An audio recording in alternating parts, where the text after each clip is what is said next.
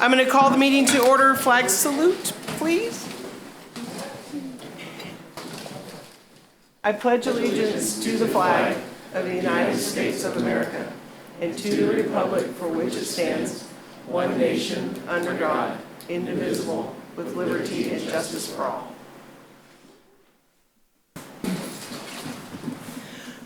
Roll call, Sandy.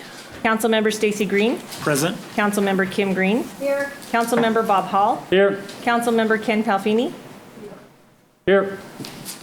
Mayor Susan Tavalero. Here.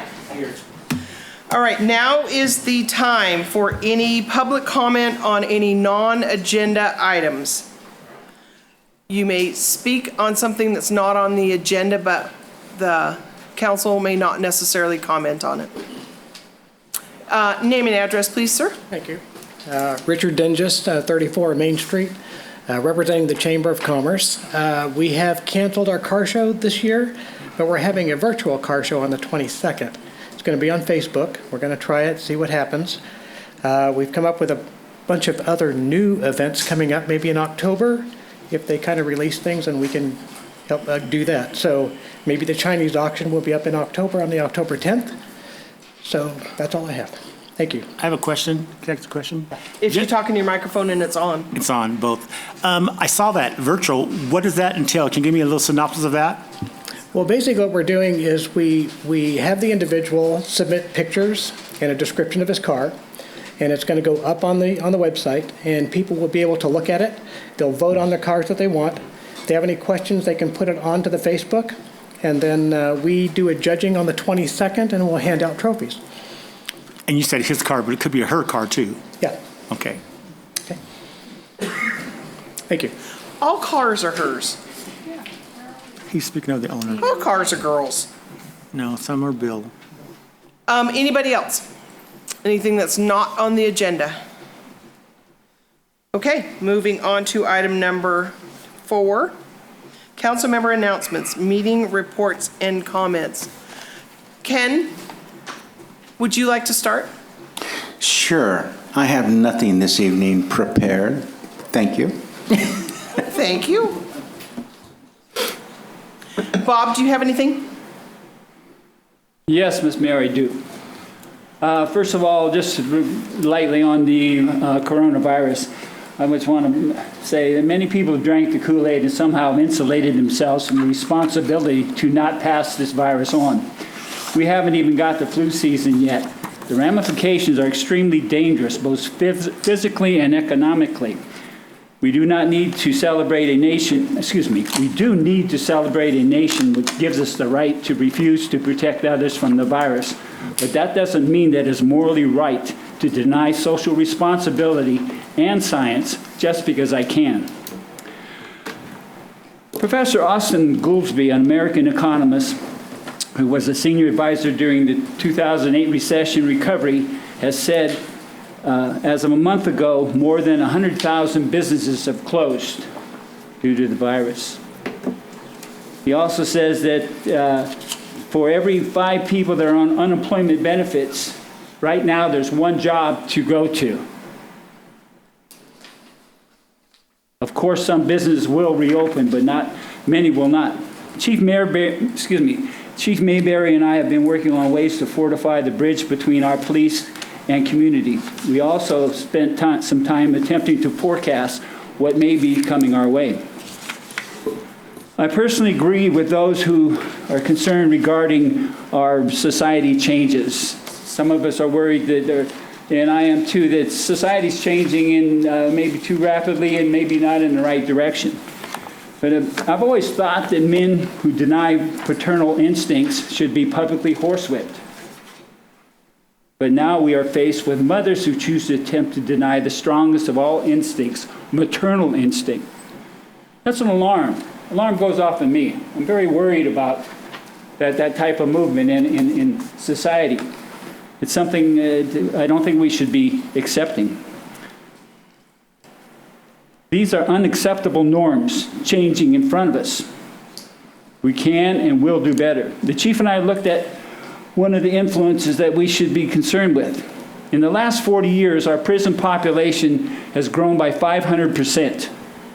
In 1985, it cost the states in the U.S. for $6.7 billion for correctional facilities. In 2017, it cost $59.8 billion.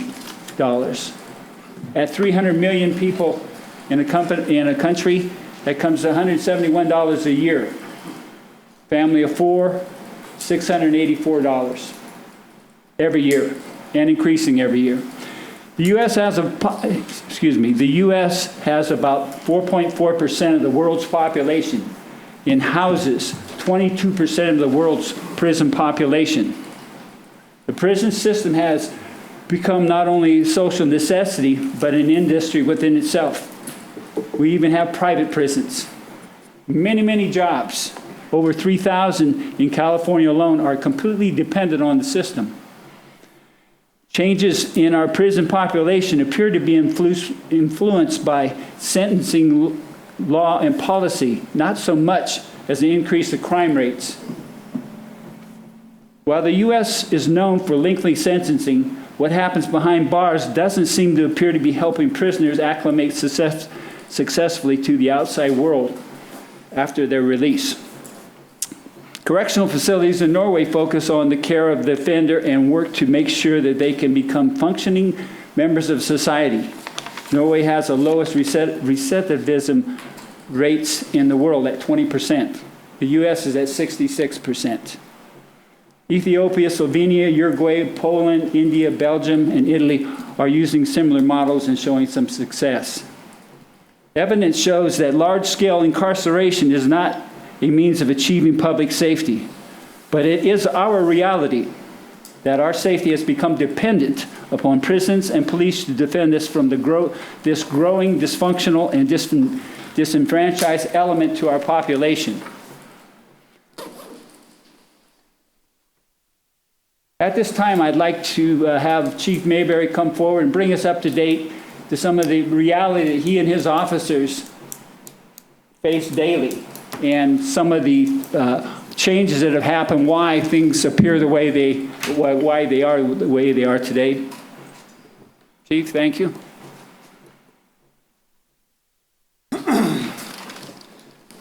So I'll try to summarize. You get into a very lengthy and in-depth conversation as to what was done and why, but I'll just summarize approximately the past 10 years.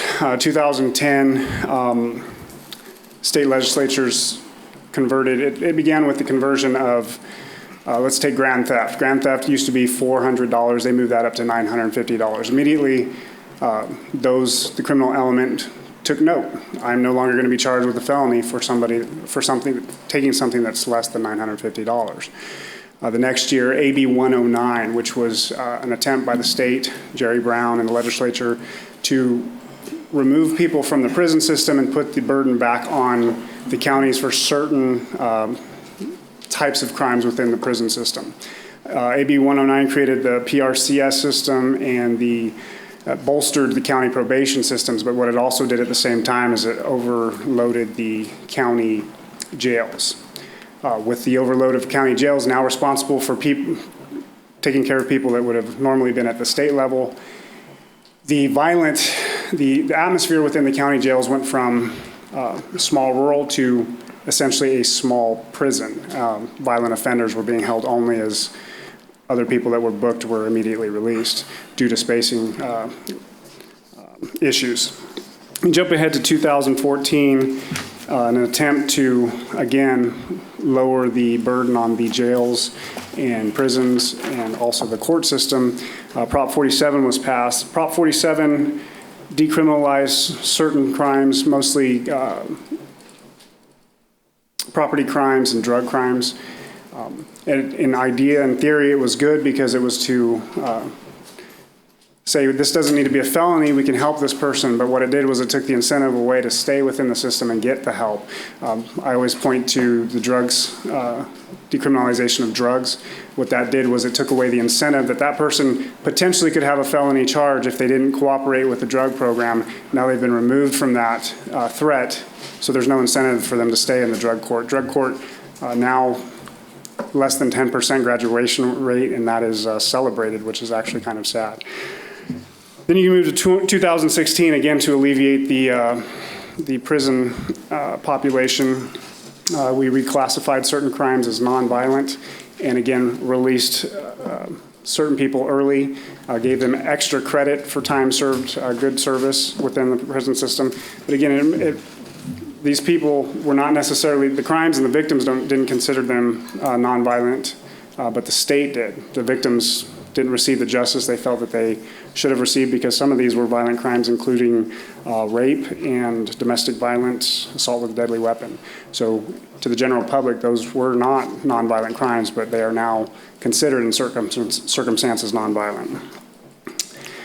Moving forward, now we're in 2020, COVID-19. What we're facing is we've had 10,000 early release from prison, and by the end of the year, there's another predicted 7,600 to be coming. I receive regularly rolls for people that will be up for early release, and they're being released back into the system or back into society. So what we need to be aware of is we have a massive influx of people that are coming out of this prison system. We need to figure out a way to, those that came from our community, bring them back within our community and get them successful, but be aware that there are also maybe people from outside of our community that come in and may have different intent than the person that's just coming home to try to get their life back together. Chief, a question on some of these people, whereas we were talking, you talked about some of the sentencing actually being what they were convicted of is actually as they've traded down. So you start with one high. Could you explain that? You understand what I'm saying? Sure. So specifically under Prop 57, Proposition 57, crimes were deemed not to be as serious as they originally were. So you actually had people that were in for what the common layperson may view as a violent crime. They were being allowed to, hey, that's not as bad as we thought it was, and being released. And there are specific examples I don't have with me, but there are some. Tehama County's one, for example. They put out a list of how certain people, that the crimes they committed, and these were not nonviolent crimes, in my opinion, burglary, criminal threats, assault with a deadly weapon. But because of Prop 57, they were reclassified and released. And I was more talking about these exit sentence, or as they go through the court process, where they start with one charge and they end up. Okay, so what's commonly happening now, a few years ago there was a change in the what we call uniform crime reporting. What occurs now is if somebody has multiple cases, which is not uncommon, most people at the state level, prison level, have multiple cases. They're not there just for one single event unless it's a large event. So what happens is they go through the court system, those are actually pled out. Rather than charge them with all crimes, they typically plead to one crime. They go to prison for that. The rest of them get, I wouldn't necessarily say expunged, but they're not considered an arrest. You see in a weekly press release, we say we arrest certain people. Actuality is when they go through the court system, if they are not convicted of that crime, by crime reporting statistics, that is not an arrest. So that arrest never counted. That becomes a detainment only. The, lack of a better word, the clientele you have now. I heard stories, my brother-in-law tells me that he has a body shop here, and he said that he's been robbed a couple of times, and they've actually broken into the space. But he says usually they just cut a hole in the fence and go through, and he's actually got to the point now where he doesn't feel that it does much good to report it, because as he said when the last break-in he had, within 2 weeks, this is what he told me at least, that within 2 weeks that same person was breaking into the Blackview station over here. That is correct. So these people, my point I'm trying to get to, and I also hear stories about you pick somebody up in the morning for shoplifting, they're back shoplifting that evening. yes. So what the point you're making is we do feel from the victims that we're the face that they see. They don't feel they're getting justice. The only justice they may get is actually seeing that person in handcuffs, and honestly, that's becoming very rare. People are when they do go to jail, currently, even for felonies, they're released mostly that day, unless it's a violent felony. That's the only way they're being held currently. And these are is there any way to qualify any of these people as being part of the, are these irregulars, or is this an influx from the release? Well, it's a combination of both. It's seasonal. We do see more out-of-towners during the summer months. We haven't necessarily dealt on a large scale with the people that have been released yet, but currently the ones that are being released, I receive their names. I know who's coming to the county. They're local. We have not received those. What happens is, where we might run into them is if they get out and then, as you were saying, there's no programs for them to get them back into society, they become drifters, transients. That's how they end up here.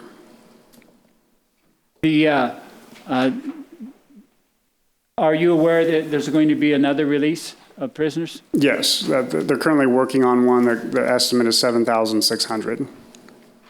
And as we talked, I'm kind of leading you on, but we've talked about this. As we talked, it seemed to be, what we're concerned with our own community, our society. We do have weed is weed, and we're pretty much open to most everybody.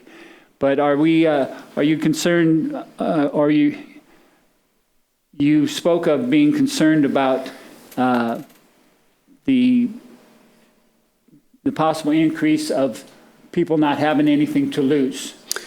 Well, you have people who are part of a system that have nothing to lose, in that they've never had anything other than the criminal life. They have nothing to lose. Those are the types that come here, and we as officers deal with, and we have to assess for threats to ourselves in dealing with them. But as the community, also, they have nothing to lose.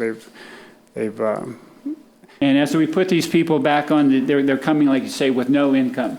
They're coming out of prison with no income in a situation where we already have the people on unemployment payment system. There are 5 of them for every 1 job. So the chances of these people getting a job in the next year or so. Right, we have an overstressed unemployment system, and I'm trying not to, ring too loud a bell of alarm, but it seems as if right now, if you have a problem with somebody, and basically, unless they really harm somebody seriously, there's no recourse. They're going to be back here within a day or so. Right, and for the victims, there's no justice, or they feel there's no justice. And the concern moving forward is we're starting to see a lot of, well, then I'll just take matters into my own hands, which is a concern as well. I mean, it's more than, it's a dynamic problem. It's more than just one issue that we're facing. I kind of cut you off. Did you have anything else you wanted to? No. Okay. Okay. Thank you. As I said, I don't want to ring a too loud alarm, but I think we need to be aware that society is changing. I think we need to be aware that we are a community. And this is not a time for fear. This is an opportunity for the citizens of Weed to learn to protect and enhance our community's lifestyle. It's an opportunity for neighborhoods to learn to watch out for one another. It's our biggest asset. Our biggest asset is that we are small enough to know who lives here and who is here to pillage. It is an opportunity to create community networks. We could form an online private group to keep neighbors informed, including surveillance videos of persons prowling and actual thievery. Our businesses have much skin in this game. They have lots and lots of video of what's happening in their stores. This is basically a well-developed neighborhood watch, what I'm talking about, something I think we should look at. But connecting everybody is where the difficulty is. We are a community open to all who choose to abide by a few basic social norms. We're very liberal.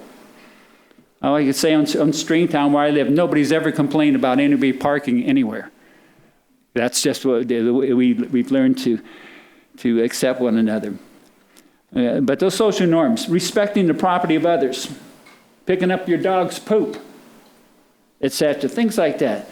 But if you choose not to abide in our community, you will be exposed as a danger to our lifestyle. And I think that's something we need to start talking about, our lifestyle, our community, and learning to work together.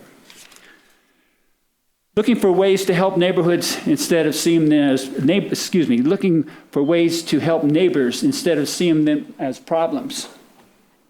Giving them the benefit of the doubt. Smile and wave at your neighbors. Get to know them. Get to know their story. Let them know your story. Not fighting with neighbors on social media. Stay positive. Display good manners. This opportunity will need buy-in by the community, but immediately it depends on some neighborhood leaders who understand the power of working together rather than everyone taking care of just themselves. The chief and I want to set up we want to invite everyone to a town hall meeting regarding the security of our community. And that date, I will be putting out that date soon. But what I'm talking about as an opportunity, I really believe this. I believe it, I totally believe it, is we're talking about the character of our community, improving it. This is time for us to come together and improve it. And we're talking about the character of our community. We're real close to talking about the spirit of our community. And this character has a lot to do with the spirit. And this is something that can be developed. And we have an opportunity now. And not only do we have an opportunity, we almost have an obligation. We know things are going to change. We know we're in a situation now where many people have nothing to lose. It's over and over and over. That's unheard of. You know, the first 18 years of my life, I was a criminal. But whatever I could get away with. But there was a risk. There was something, there was something, without that risk, we're open for a lot of changes that were, and when we talk about the risk, we also have to remember this virus, how it's changing everything. Remember how it's, you know, the job situation, economically, what's going on. We're still in a bubble up here. We have nobody, most of us haven't know anybody that's died from it yet. We don't even being laid off. We're doing well. We've got to stay together. We've got to learn to improve. And what I'm talking about is a neighborhood watch, and I'm hoping that somebody out there watching this can pass it on to somebody else to say, hey, maybe we better look at this. Maybe he's not just a nutball. Maybe there's something here we need to look at, some action we need to take. But we need to get involved. And it's going to take the community to come together. And that's not that easy. It's easy to say. But learning to work together is where we have to go. And these next 2 years, we're going to be fine if we practice good citizenship and improve. So I want to thank the chief, and I hope everybody understands that this isn't anything that we can't handle. But it's going to take us, not individually. We've got to work together. So, thank you. Thank you. Since the opening of the Bel Air pool has been so successful this summer, and all the kids are not going back to school, we will not be losing our lifeguards next week. And the pool plans to stay open through Labor Day, which is September 7th. We don't know the times yet for sure because we're waiting on the school schedules. But normally we would have been closing tomorrow. Yeah. Will it be open on Saturday? Actually, they have, the lifeguards all get together and they plan something, it seems like, every week. And I think there is something they're this open this Saturday, Saturday, but I can't remember what it was. Last week, that's right. It's the first responder challenge. Yeah. Last week it was a TikTok something on Friday night and then a movie on Saturday, and they were sold out both nights. Did they? Mm-hmm.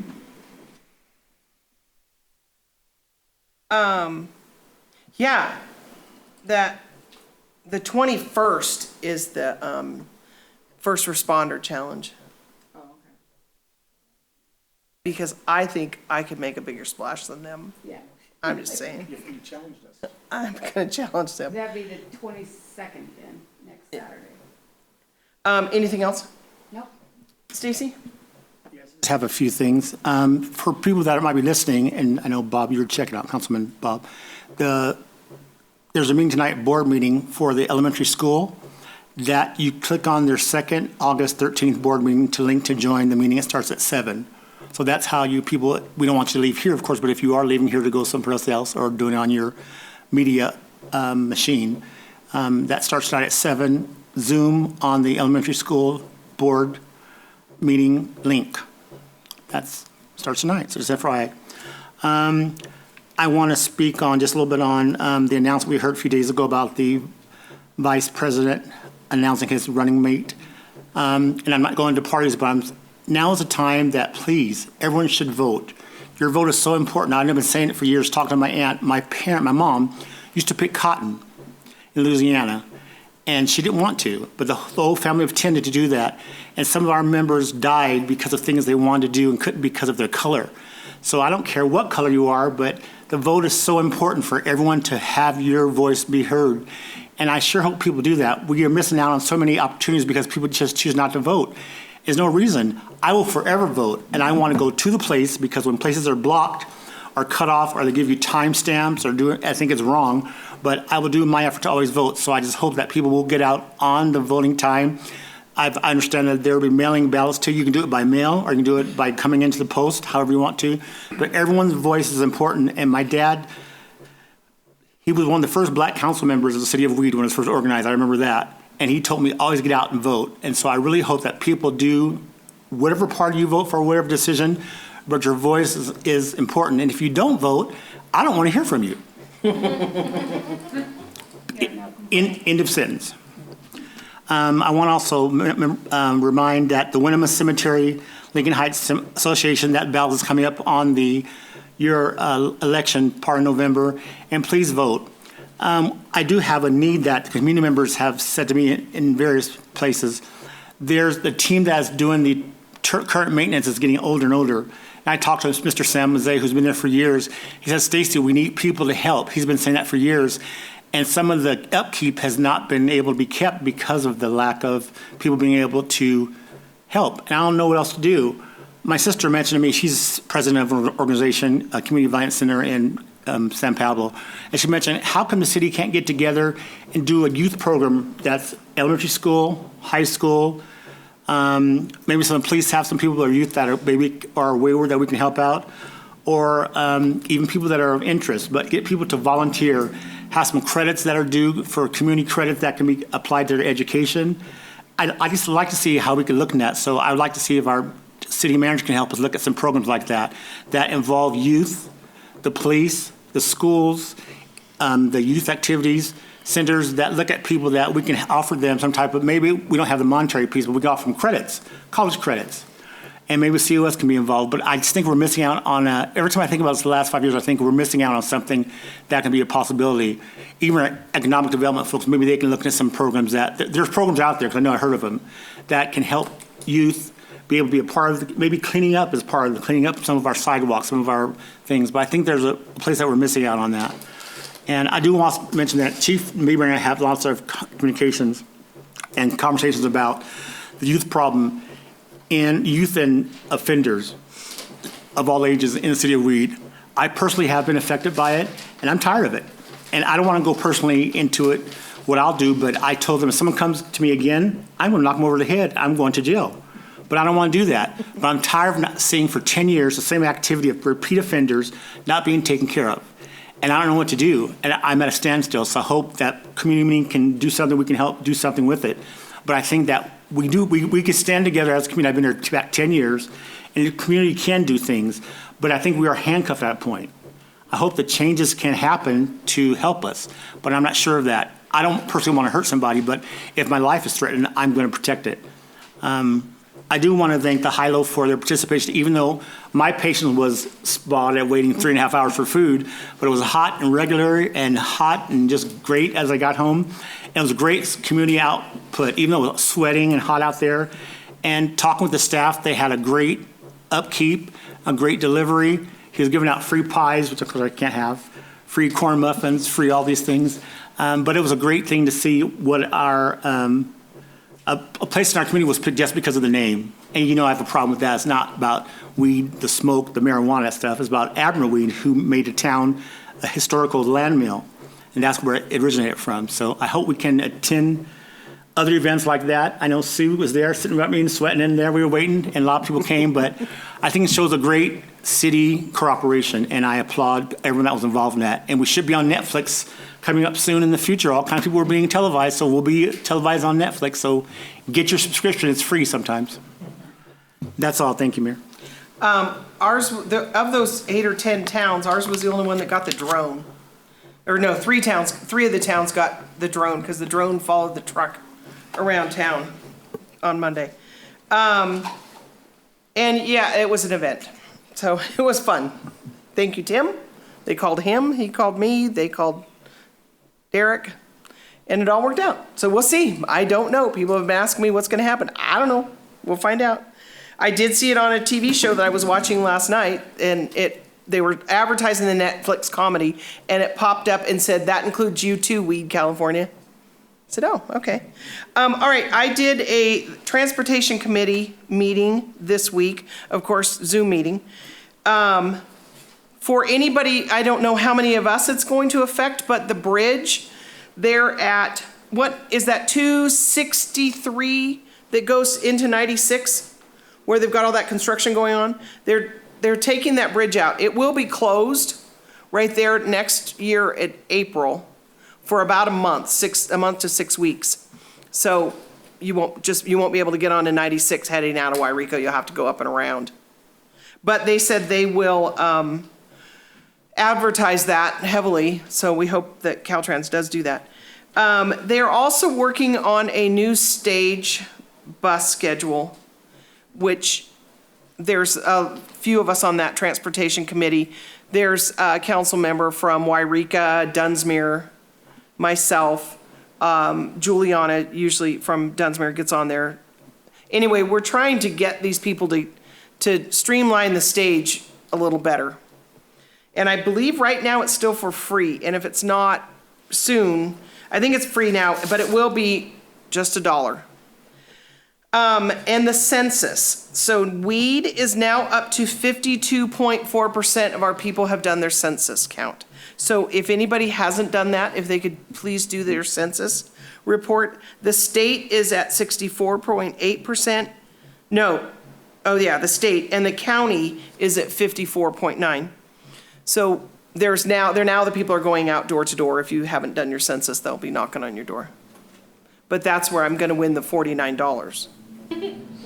So we got to get that done so the city can have $49. And that's it for me. Okay, so we will move on. And Sandy, help me here. We're not moving on to public hearings. This is just the public hearing schedule, correct? We are moving on to the first 2 public hearings. Okay. All right. Thank you. So no speaker cards for the Okay. the development agreement. All right, so the public hearing, the first one is council will consider discussion of possible application for state community development block grant 2019-20. Tim, is that you or is it? Yes. What we have tonight is a hearing for possible application to a state community development block grant. And I have tonight with us Tanya Dowse with the Siskiyou Economic Development, and Quentin Gaddy is here as well. They will be explaining the program if we are eligible, the application will go forward, and then they can explain what would happen in the process of that too. So open up the floor to them. Good afternoon. As he mentioned, my name is Quentin Gaddy. I work with Siskiyou Economic Development. So to speak on Part A, the what we would call the 1920 NOFA. We are proposing for the city of Weed to apply for a microenterprise assistance program. You can apply up to $500,000 for this program. It's allocated through the State Department of Housing and Community Development. We're urging the city to apply for this funds for two reasons. One is that the funds are being underutilized right now. So the application is due next month, September 15th. But they've only had, from yesterday, is the most recent we've heard, they've only had 8 applications so far. So if that money isn't used up, they're going to reallocate it for something else. And we think it would be very good in this community for a multitude of reasons. The councilman here mentioned that Dr. Austin Goolsbee, who I've had the pleasure of listening to, said that there's 100,000 businesses who have closed, and we're working to prevent that from happening here. And so it's only August now, but I think we need to be thinking 3-4 years out of what the status of the business assistance is. And this is a kind of program that can run for several years, that we can reload, we can recapitalize, that could provide real needed relief to businesses as they have extenuating circumstances beyond the funds that are getting released from the CARES Act right now. And I can answer any questions on the mechanics of the program, how it would work, who would be eligible, and what our relationship as the EDC would be with the city of Weed. I do have a question, sir. Microphone. I turned it on. Can you hear me? Yeah, I can hear you. Okay. I'm worried about him hearing you. Can you hear me? So just two questions just for content. The cap is 500,000 For the microenterprise assistance program, it is, yes. and 750 for business assistance. Correct. And that'd be administered within this county No, so for this program would be administered within Weed city limits. if we get it. Correct. And experienced grant writers, who is facilitating that?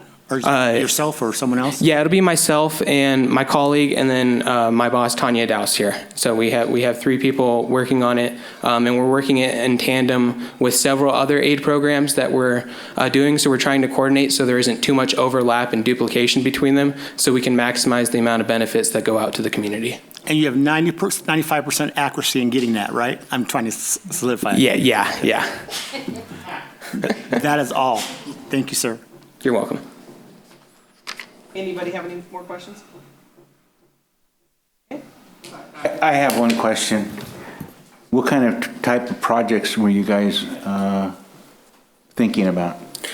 Is that for us to decide or for you to give us some guidance? Yeah, so that is something that we would like public input on, and we would like input from the council on when we develop the guidelines. This is something that we would have a back and forth relationship with the city in order to meet the needs of the businesses. So in this case, we're looking at micro enterprises, which would be businesses with 5 or less full-time employees. And part of this process, if we were to move forward with this, is I'm going to be performing a market analysis to determine where those needs are and how dollars are best spent in the community. We develop those guidelines to be personalized to this community, and then the State Department, Housing and Community Development, would then approve those guidelines. I do have a follow-up question. I'm sorry. Yes, sir. The eligible activities say under here, some of them say elimination of slums or blight or meeting urgent community development needs with prior department approval. So I'm not asking for specifics, but when you look at moderate income households, what is that number looking at? Yeah, so for the city of Weed, for all intents and purposes, the magic number you're looking for is at over 51%, if you're looking at area benefits. For this particular program, for every beneficiary of that program, we would have to income qualify. So we wouldn't be looking at the whole, we would be looking at the individual. So that would be the owner of that business and their household. We would income qualify that. If they are considered low to moderate income, they are qualified to be a beneficiary of the program. Does that fit with Humanity for, what's that? Habitat for Humanity? How does that function with that organization? I can't speak so that particularly isn't in our necessary wheelhouse, but that's something I would bring back with HCD on that end. But if it's a public service, you have to. The thing with CDBG is you have to meet a national objective. You'd mentioned too, slum and blight are an urgent need. The state of California prefers to focus on low to moderate income. They try to stress people from staying away the second and the third. So if you can find a nexus between how that would benefit low to moderate income individuals directly, and you could report that data and HCD approves it, you could make that happen, yeah. Thank you for your experience and education in that. You're welcome. And just for edification, we will be bringing, once we close the public hearing, we will be bringing the resolution back on the September 13th meeting for approval, correct? Okay. For the 1920 NOFA? Yeah. Yes, sir, Yeah. correct. Okay, any more comments from anybody? So we're 2 public hearings, right? We're going to close this one? Yep. And now it's time for us to discuss it. Mr. Mayor, I don't have any further questions. I don't. Okay.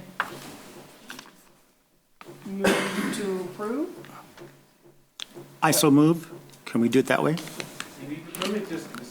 It's just a, do we need to, We need Bob, to- do we need to approve the, We need to, if it's just a hearing? Okay, even without the resolution? This one doesn't, this one will have the resolution. Afterwards. A action. Well, yes, protocol does. This particular hearing doesn't have the resolution until the next council meeting. So we. So what action are we? There's no action. Staff to move forward? Yeah, or, yeah, just move forward and we'll bring you the resolution after the, close the hearing. That's a general piece we can do. Yeah, okay. Do we continue the resolution? I mean, continue? No, you can close the hearing and then the resolution will be brought before you at the next month's meeting. And the hearing has been closed. Yes, the hearing for that one. Now the hearing is open for the council will consider approval of resolution 21-2020 and execute a memorandum of understanding to apply for the 2020 Community Development Block Grant Coronavirus Response Round 1. Yes, we'll open up the hearing for that. And we will open the hearing for that. Is that you, Tim, or is it? Yes, it's me introducing Quentin and Tanya again to discuss this, so you can come on. A long time no see. So, same program, different rules. So this funding that we're discussing right now on this docket is part of the 2020 CARES Act that was passed back in response to the coronavirus. So this CV is, allocation is the first round. So the city of Weed was allocated a proportion of money based off of the SB2 formula that they can use for a multitude of activities that have a nexus of responding to the COVID virus, but also continues to meet those national objectives of the Community Development Block Grant program, meaning in this case benefiting individuals from low to moderate income households. So we are working with the county and every jurisdiction in the county, save for the town of Doris, on this program that will also provide microenterprise assistance to small businesses throughout Siskiyou County. The reason why we are doing this and all grouping together is in order to consolidate administrative costs so more dollars can go out to the community to benefit businesses. And so the way we are doing this is us, the Economic Development Council, are partnering with the City of Dunsmuir to be the lead applicant and subrecipient for this program. So for all intents and purposes, Dunsmuir would be the representative for Weed, for Siskiyou County, for Wairika, and everybody involved in the MOU in all of their discussions with the state and all contracting. We, as the Siskiyou Economic Development Council, would be in charge of implementing the program. The way it's going to work out is everyone's going to consolidate their administrative costs, and that'll be shared between us and Dunsmuir.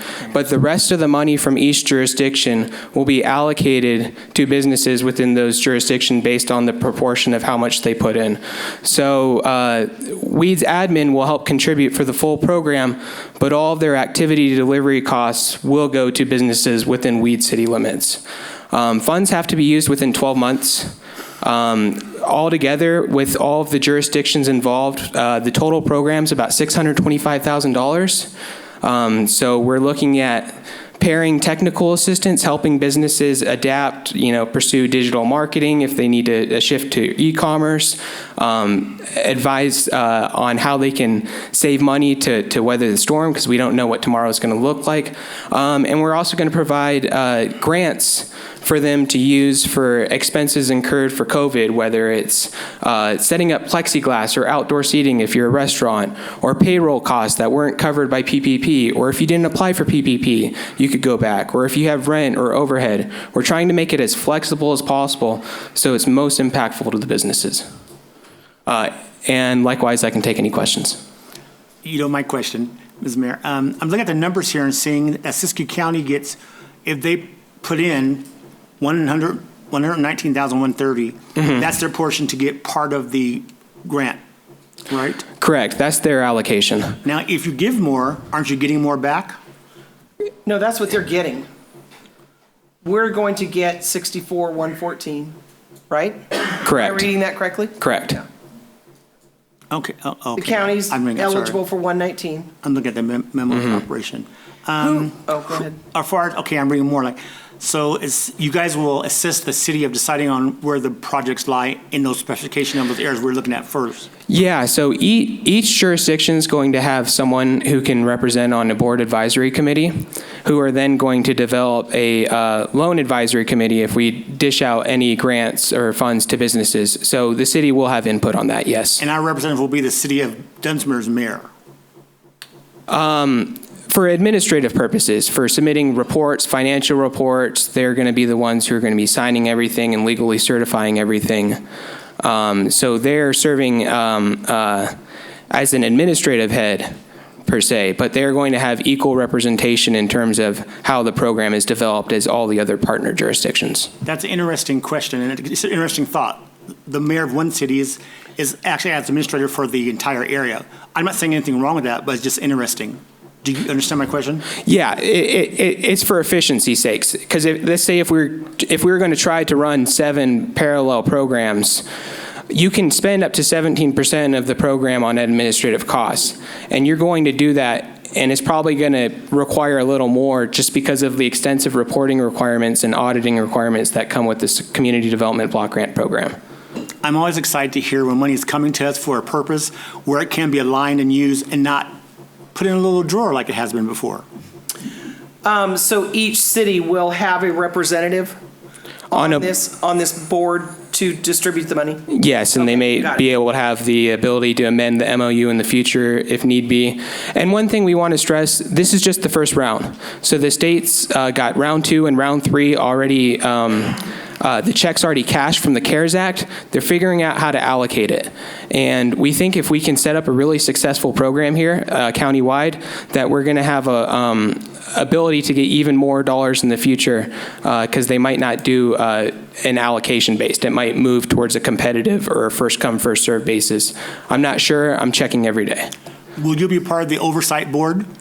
I will not be part of the oversight board, no. I will help in the administration, the reporting, and but I won't have any say. Let's say Joe Businessman is submitting an application for funding. I won't have any say whether he gets it or not. I can see whether he is income qualified. I can see whether he's a good fit for the program, and I can pass that on to the board. But that will be subject to the board, which will be subject to each jurisdiction.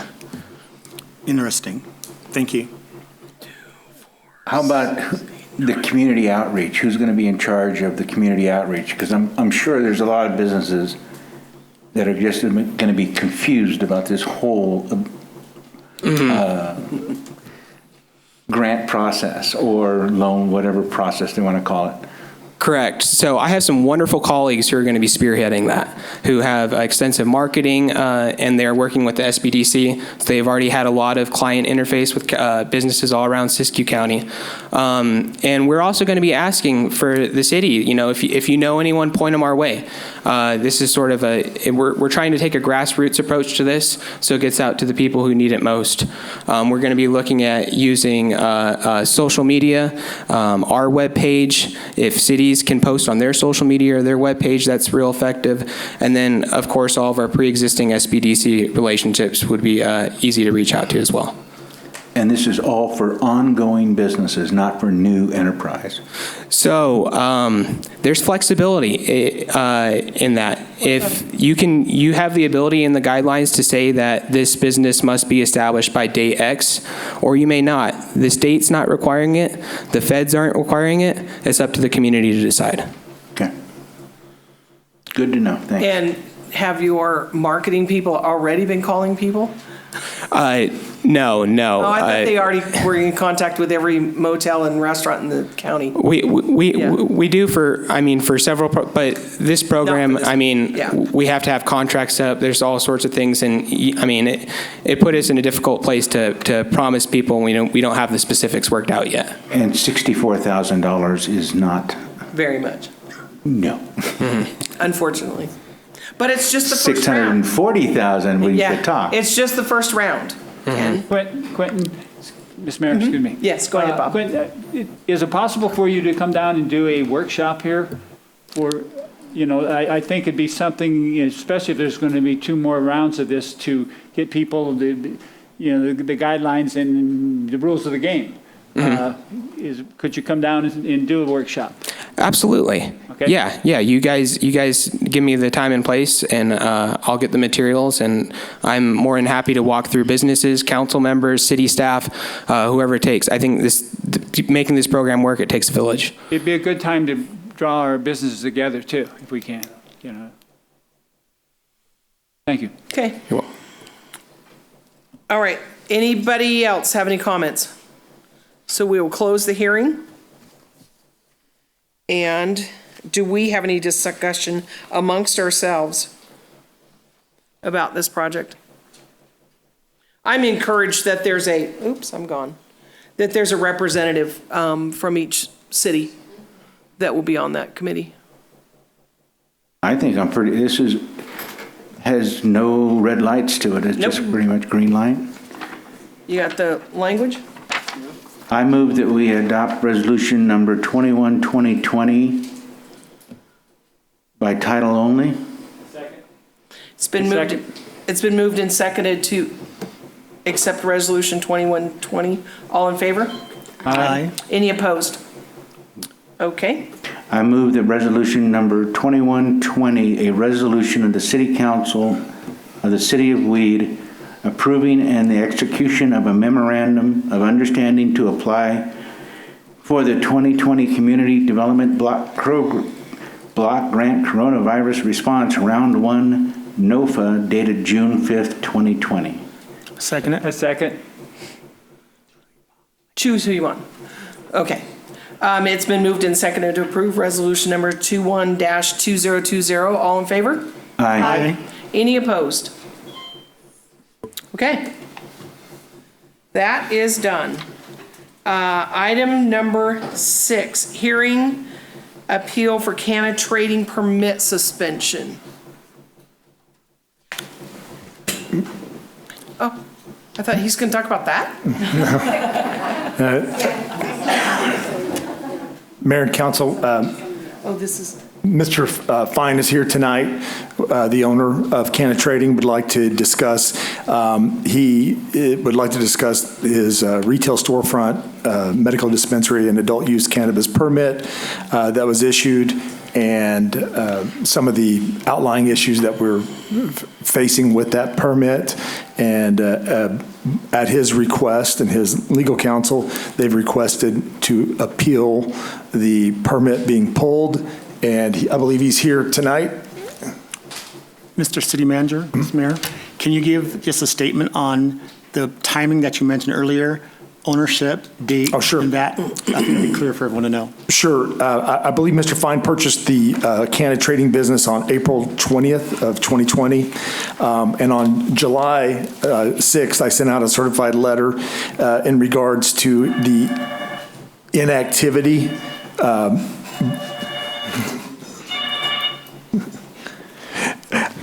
in regards to per our new ordinance, a store front has to be open for 4 consecutive weeks, and there's details within our ordinance about how many hours a day it has to be open, and it gives If those conditions are not being met, which at this point, they were not being met, the city manager has the authority to pull the permit, which I did, and it also gives the owner of the facility a chance to come before the council and discuss any issues in regards to pulling the permit, and that's where we are today. Thank you. Mr. Michael Fine? Okay. Can you make sure you speak into the microphone? Of course. You can, there you go. Okay. Mayor Tavalero, council members, good evening. My name is Michael Fine, and I am an owner of license number 2. Now, it's only been since the end of April, as Mr. Rundell just said, that I received a letter stating that the city was in receipt of my application to be added as an owner, and that my application has been approved by the city. The new ordinance went into effect just a couple of weeks later. So you can imagine my surprise when shortly thereafter, in a letter, was it July 6th or June? July 6th. July 6th, okay. In a letter shortly thereafter, that the ordinance went into effect, stating that I was in violation of the new ordinance due to inactivity. Now, I've been working tirelessly to overhaul the internal operations that had been seriously neglected, impeded, and misrepresented to me, and I believe to the city as well.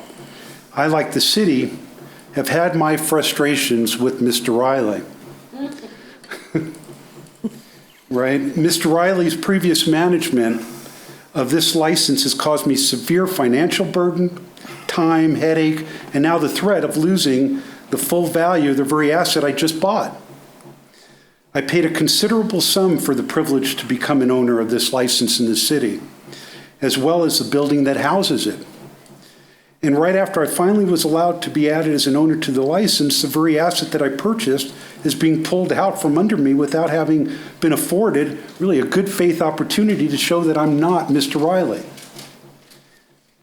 I believe I've begun to demonstrate my pride of ownership by cleaning up and making substantial improvements at the property, all while dealing with the squatters living in the adjacent buildings, damaging my property, committing lewd acts I don't need to detail here, stealing my electricity, which I discovered because my electrical bill started quadrupling. Now the council has taken action and done something about that situation, by the way, and I want to thank you for it. I really appreciate that. So now I've passed building inspection. I've even met with Chief Mayberry out at the building one day when I was working there. I believe many of you have seen the property since and expressed your approval with what's been done so far, and there's a lot more that I want to do. And while it's come to an abrupt pause since I received Mr. Rundell's letter, I'm planning to bring on an experienced management team that has successfully opened and operated dispensaries across the state and is prepared to come in open shot and produce tax revenues within 90 days. I mean, I really couldn't do anything before the city approved my application, and to complicate matters, in addition to the challenges this global pandemic has created for us all, I'm an Army veteran who served in the Vietnam War. I know I don't look that old, but I am. And have underlying conditions going back to that time that makes me highly susceptible to health complications due to the COVID-19. But I'm here in person to respectfully request that the council just give me a reasonable amount of time to fulfill my newfound obligation to the city and to operate my permit in a way that will be a credit to the city, accomplish, even exceed our mutual goals, and demonstrate my desire and ability to be a productive, contributing member of this community. Thank you. Thank you. Don't go very far. Yeah, I'll don't. be around for any questions. No, you need to stay there. You might want to stay at the there. microphone. They're going to ask you questions. Yeah, we're going to ask a few probably. Does anybody have any immediately? I do. I do too. Who was, Ken, was that you? That was me. Okay, are you ready? Yeah, I'm ready. Okay. I have to start off with, my first thought is that the city, I believe the city's intent when we wrote the ordinance that gave a permit to 2 individuals was supposed to be strictly to those individuals. I'm feeling like I got to end around here on the ownership issue, as I believe what we originally tried to orchestrate was that when one owner applied for a permit, that permit was for that specific entity, and that any change in entity required a new round of permits and a new round of fees. I've been instructed that that wasn't exactly how it all went down, but that still, I believe, was the intent of the council when we wrote it. However, things are where they are. I would like to also state that is the old owner, Mr. Riley, have any involvement in this current enterprise? No, he still has some interest in the same entity that existed then and does now, but he has been become a non-voting member, and he has no more active interest. And for everybody's sake, Okay. And I wanted to So, make sure that was the case. my next question is that you have a past experience in what kind of enterprise? My background is an engineer and real estate, and Okay. I also had another license for cannabis down in Southern California. What kind of license is that? It's actually permitted for every kind of use that cannabis allows. Okay. So you have cultivation, you have manufacturing, Distribution. okay. Right, retail. So you do, and how long have you had experience there? I've had that now for, gosh, it's been a little more than 2 years. Okay. Is it still up and running? Yes, and it's sort of a campus, and it's under construction. Okay.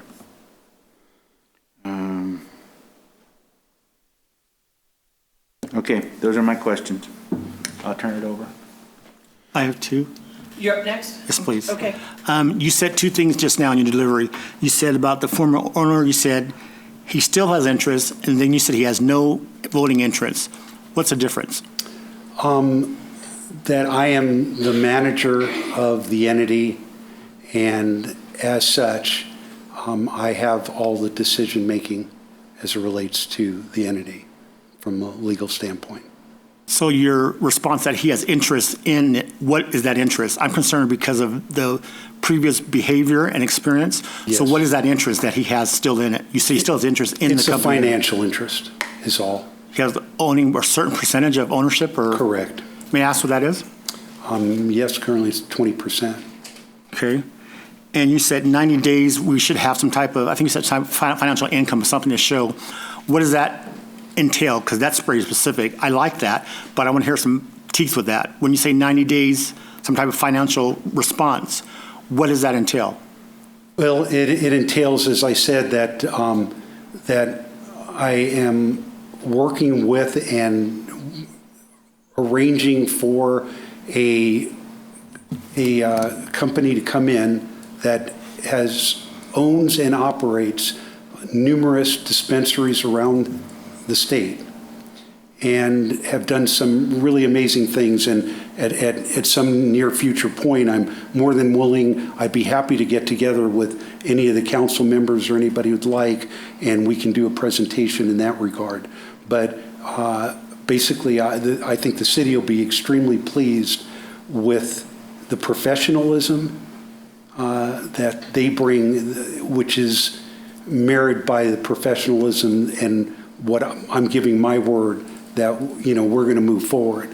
I am not Mr. Riley, and I don't even want to be put into the sense of that as far as the previous behavior that's been exhibited up to now. I am moving forward, and I fully intend to. Okay, just the last follow-up question. So knowing the history and what has happened, what do you come as a business person to the equation? What do you bring that's different? You've said a lot of good words, which is business speak, I understand that, but when you said some things that I hear dollar amounts, is there anything you can look at, like any forecasting for you cleaning up the place, getting something ready to open, what's your vision? Can you give any specifics on that? And when you said you'll talk to each of the council members, you'll have to come to all of us. Not each of us want to know, we all want to know what needs to happen because that's something we voted on. We want to hear a good response based on what we agreed upon and what didn't happen. So I know it's a hot seat for you, but I think at this time in the hour, it's good to know what you will bring that will change something in the time ahead, future. Well, I mean, I'm doing improvements, and like I said, we'll be bringing plans to the city for even more improvements. But in the near future, particularly, I'm bringing aboard a very qualified management team that has years, since back in the early 2000s, of experience in this space, very specialized space. And to come aboard and to be able to provide something that's a complement to what exists here now. I'm looking for, you see where I'm going, I'm looking for 30 days, 60 days, 90 days. Can you give me any type of time frame we can look at? Yes, as I mentioned, in all fairness, 90 days is what I've been told also that it's going to take to put this together, get it operational and moving forward. And I'm not asking for more than that, but just that as being a fair amount of time to be able to move forward, especially these days under extraordinary times. And that's coming back with a plan with feet. That's all I'm looking for. Yes. Something that has some details. Oh, yes, absolutely. Not pie in the sky. No. I'm looking for this, No, 200 sir. jobs, 250, not looking to that. That is absolutely correct. Okay, thank you, sir. You bet. Kim, you going up next? Yes.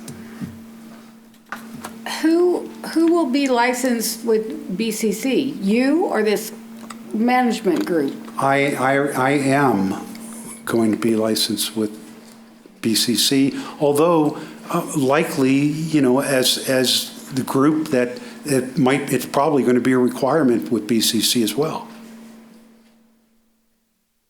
I mean, they want to know anybody who has, management or any potential future interest in profits and investment in anything. So you bought the building. Correct. And you bought the business permit. Correct. But he's not gone totally. Correct. And you're going to do the fix-up and then bring in a management team? Or are you going to be managing the management? Are these management teams, are they taking over the shop? Or are you going to be their boss, I guess? Well, I'm there as long as I can. Like I said, about my health and everything too is some consideration in today's environment, and I am concerned about that. I came here and I haven't been getting out a whole lot otherwise. But I felt it was important enough. I wanted to be able to meet the council and to present myself in person, and that's why I'm here to do so. Anything else? Sorry, Jeremy. Anything else, Kim? I just kind of feel like now we have 3 entities instead of 1. Because we have Patrick and we have you and then we have your management team. There's only one entity, and that's a legal entity, and that's who was permitted and who is licensed. And that's you? That's correct. That's okay.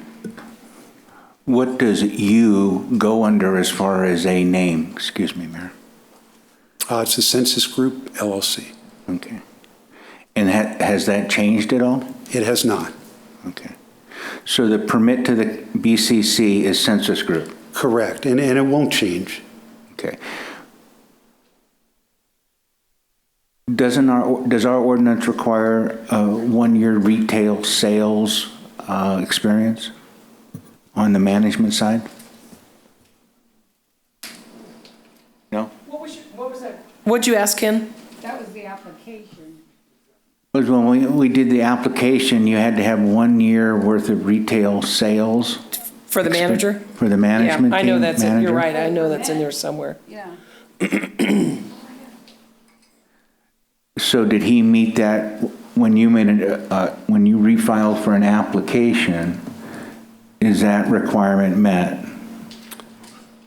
Good question. So the Ascensus Group was Mr. Riley's name for the company, correct? Correct. And you kept that? Yes, correct. And you have a cannabis business in Southern California? My background in real estate. So while today I certainly know a lot more about cannabis than I did in college, I know, me too. it seemed like the highest and best use for some properties, and we moved forward with that, and I got licensed, and that was sort of the progression with that. But I have been self-employed businessman, entrepreneur for 40 years. And I got laid off probably 40 years ago and haven't been able to find another job since, so here I am. Did you find that anywhere in our, no?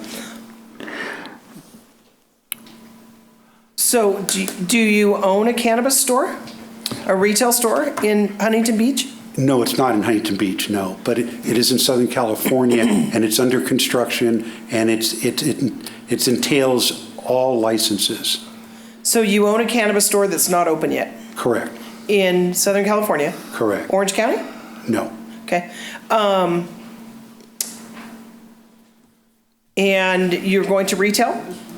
Retail is one of the components. Grow? Yes. Manufacture? Yes. All in one building? It's 4 buildings. Okay. And how many licenses does that entail? 4 or 5? 6? It depends. The first was a micro that allowed for, all 4 uses, actually. Subsequent to that, there are 3A and other licenses that go along with it for cultivation and so on. So I thought, and I don't know that I think you're thinking the same thing I'm I think the only thinking. people that are in this room that's going to know the answer are you two. I thought that there was a limit on how many permits one person could hold. No? Oh. So you could have 10 permits if you, okay, Yes, Mayor, I got a question when you get time. okay.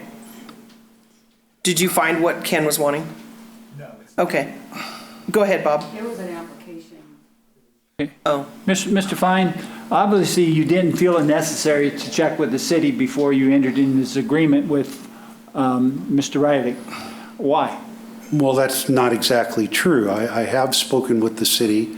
I spoke with the previous city manager and had a lot of correspondence with him.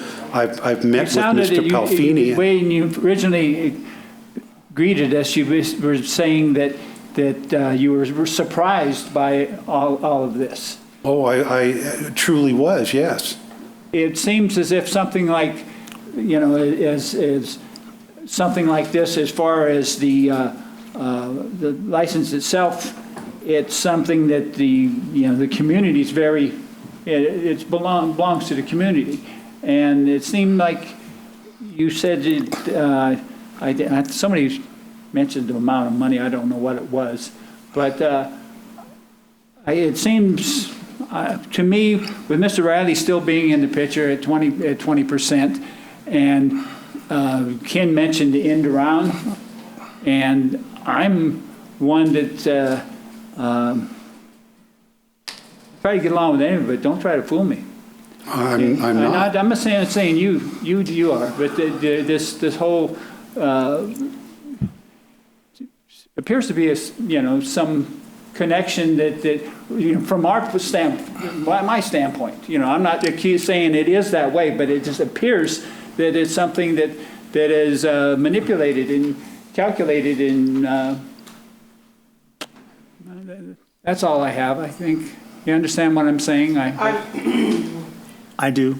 Are you saying you don't have much trust in Mr. Riley, and Mr. Riley's still involved in his business? Yes, ma'am.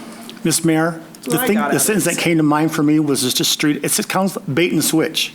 That's the first thing that came. It may not be your intent or business purpose, but that's what it seemed like. That's why the involvement of Mr. Riley, 20%, I'm concerned about that.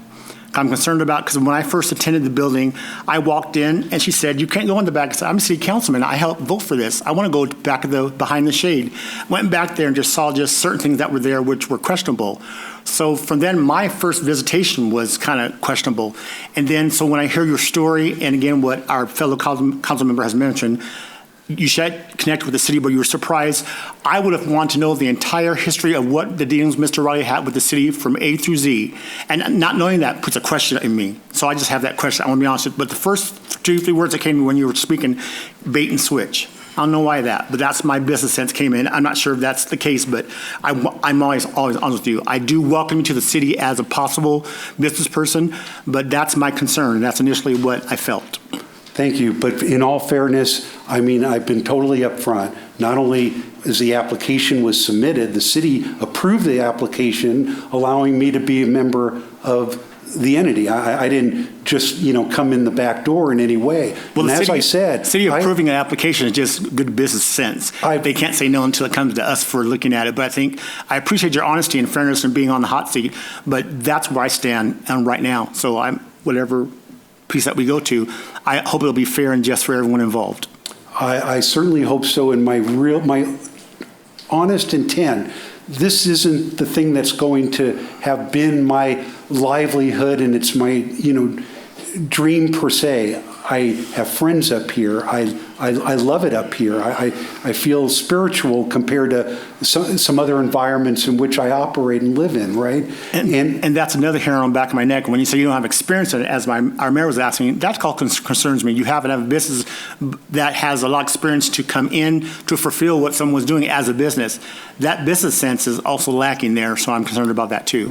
Thanks for being honest. Okay, and one thing I've learned in my life, and one thing I feel that a good leader does, is they surround themselves with people who know more than they do in various ways. And believe me, that is exactly where I'm coming from coming here.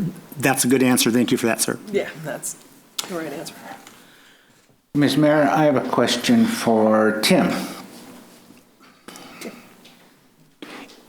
If we uphold the suspension, what are the next steps?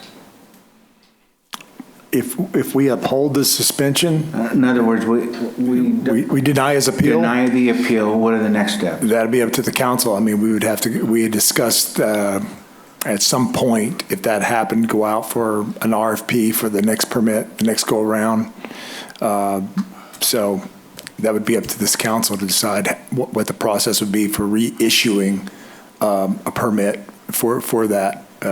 So if we deny his appeal, this is a finality to Mr. Riley. It's a finality for the entire organization. And I apologize to Michael here, but I mean, one of the notes that I put down when I was reading over this stuff was, is it the $10,000 that Riley paid barely covers the expenses, to me, the expenses that were created just to keep track of him. I think I just got to be upfront to not only the public out there that's listening, but to our council who may or may not have heard all of this. Staff has spent an enormous amount of time, just since I've been here. I've been here less than 5 months, and staff has spent an enormous amount of time tracking it, chasing it, trying to get people in compliance, not just this organization, but others. And it's taxing. And the application process and the fees for that I believe is a drop in the bucket to what, and we're looking at the big picture, of course, because we feel that if they're successful and they come in the community and they're successful, then that's going to be more tax dollars, more jobs, and so forth. But getting them into compliance is sometimes challenging. And, staff and I have talked about it quite a bit. The percentage of our time seems like, especially the last couple of months, has just been completely ate up with the cannabis business. Do you see where we're coming from? Mr. Riley has been, poof, gone for the last year and a half. And now you show up and we were all going, whoa, what happened there? So do you see where we're coming from? I do. And then you came in and said, oh, Mr. Riley is still involved in my business. Well, when I say involved, he only has a passive ownership interest as a non-voting member, of which I can do something about that. I didn't realize that the council was quite as... Well, we had 2 business licenses we were going to give. We gave one, she opened up a beautiful store. We gave the other, Right. and poof, he was gone. And Smoke and mirrors, absolutely. Everybody- With so- me too. Bait and switch, and that's your, right. Well, And had to listen to a letter, or I don't know, we didn't have to listen to a letter, but a definite amount of correspondence from him that was threatening, that was improper in my estimation, all of those things that just is not conducive to good business and good relations with the city. community relations. Yes. And I will say, on behalf of Mr. Fine, that my correspondence with him and his attorney have been very pleasant. There's not been any threats of litigation or anything like that. They've been, what do we need to do to get in compliance? And I realize, it probably did come to you as a shock when I sent the letter, but as you can tell, I have a council that is fed up, and Great word. Yeah. Well, I'm glad I'm here. I understand a lot better, and I tell you what, I can promise this council that I can remove Mr. Riley totally. It may cost me some additional dollars, but I can do that. He has no rights in it, and he has disappeared, and I have a book of those letters, by the way, to me too. And so, yes, and I'd be happy to do that. Mr. Fine, now you could do that, but again, my concern is your business knowledge should have known what has transpired up until this point. I'm sorry it's a surprise to you, but that's part of your responsibility as going into a business to knowing what the history was. And by responding now that you've removed him just from what you heard now, that brings another concern of your business dealings, of your business acrobatic, whatever it's called. But you understand what I'm saying? I understand what you were saying, but to respond that you can remove them just because of what you heard here, that's a concern to me. That should be a business knowledge executive level that you should see by what you came into a situation with from Right. April on. So, Well, but he has nothing to say about anything anymore. I have put him into that box, so for what it was worth. But Councilman Green, in all fairness, this city, this council gave him the license in the first place. So if you were sort of fooled by him as I was, with lots of misrepresentation. According to him, he had been operating this business for some time, and I believed what he said. I mean, I did my homework, I did my research, I chose this for a reason. But in any event, we're on the same page now. I'm not sure we're on the same page. I understand what you're saying as a business perspective, but for the city of Weed, which I was reared here since 3 years old, and I'm 57 in about 2 more weeks, I have a concern about the bait and switches comes into mind. I'm not sure, and I don't want to put that towards you, but I just have concerns about people that have been operating here who have been wanting to get into business, and been some hiccups and then some things come into play, and then the second business that we approved didn't come to fruition. I was there the second week looking at it, and the gates were closed. Then they were moved over. A chain was on this side of it. The walkway was cleared. The walkway was blocked. Come on. That's not business. And I'm just straightforward. I'm a young, I say young, but You're pushing the rural with You are young to some of us, yeah. Right. I have a little education. I dealt with executives in Silicon Valley for 25 plus years. So I understand the word speak and the business speak. And when I hear that, red flags come up for me is like, okay, what are you really saying? What's coming from behind there? And I understand it's a business decision, and people make decisions every day, but I'm just concerned about that decision that was made few months ago and where we are right now. I'm just frank with you. So you don't have to explain anymore to me. You've been very frank and very open, and we'll see how we vote as a council. That's the best way we can do it, because we all have different opinions, and I hope we do the best for what's for the city and for people involved, which is inclusive of you. And I'd like to conclude in that what I want is what's best for the city as well. And I can promise you, and like I said, I will be able to show you what I'm talking about and who will be involved in the management. And I believe everybody here will be extremely pleased with the end result there. And remember, I've only been approved by the city since the end of April, in the middle of a pandemic. So I'm just asking for a fair shake. I've invested a great deal of capital, of time, of resources in order to do what is right, and as I've always done. And I could provide a list as long as, my arm of testimonies to qualify that that's the case in anything I've done. And again, after being 8 years, we've heard that speech before. So, that's all. Yeah. Does anybody have, Kim, did you have something? Yes. So I have a feeling that you also had the smoke and mirrors, so I do give you that benefit. But I have a question. Are you familiar with 420property.com? Yes, I am. It shows that building and that business listed for sale. What? It's a price. Not from me, it doesn't. If it's on there, it is improperly placed on Company there. name is Green Life Business Group, Inc. And I know who they are. They're in San Diego. But no, Okay. okay? Maybe. He may have sold this place Yeah, to right. somebody else too at Maybe the same so. time. It's got a price tag of $799,000. All right. Okay, well, you know what? I might change my mind. I might change my mind, but no. I will definitely look into that. I can't see a date, so I don't know. I'm wondering if Mr. Riley posted that prior to his purchase and then never took it down. I don't know. Yeah, that's why I'm looking for a date. Yeah, huh? One would think a real estate Okay. person would take it down. Yeah, you're in real estate. You should take care of that. Oh, I will. Yeah. Anybody else have any questions? The public can comment at this point also? Yes. Well, can they, Sandy, on 3 minutes. An appeal hearing? an appeal hearing? Yeah. Oh, okay. Anybody? No? Oh, Okay, we're done with you. now, Mike. okay,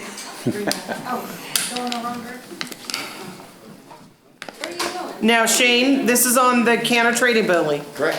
Okay. Everybody's coming? Yeah, we're a group. All right.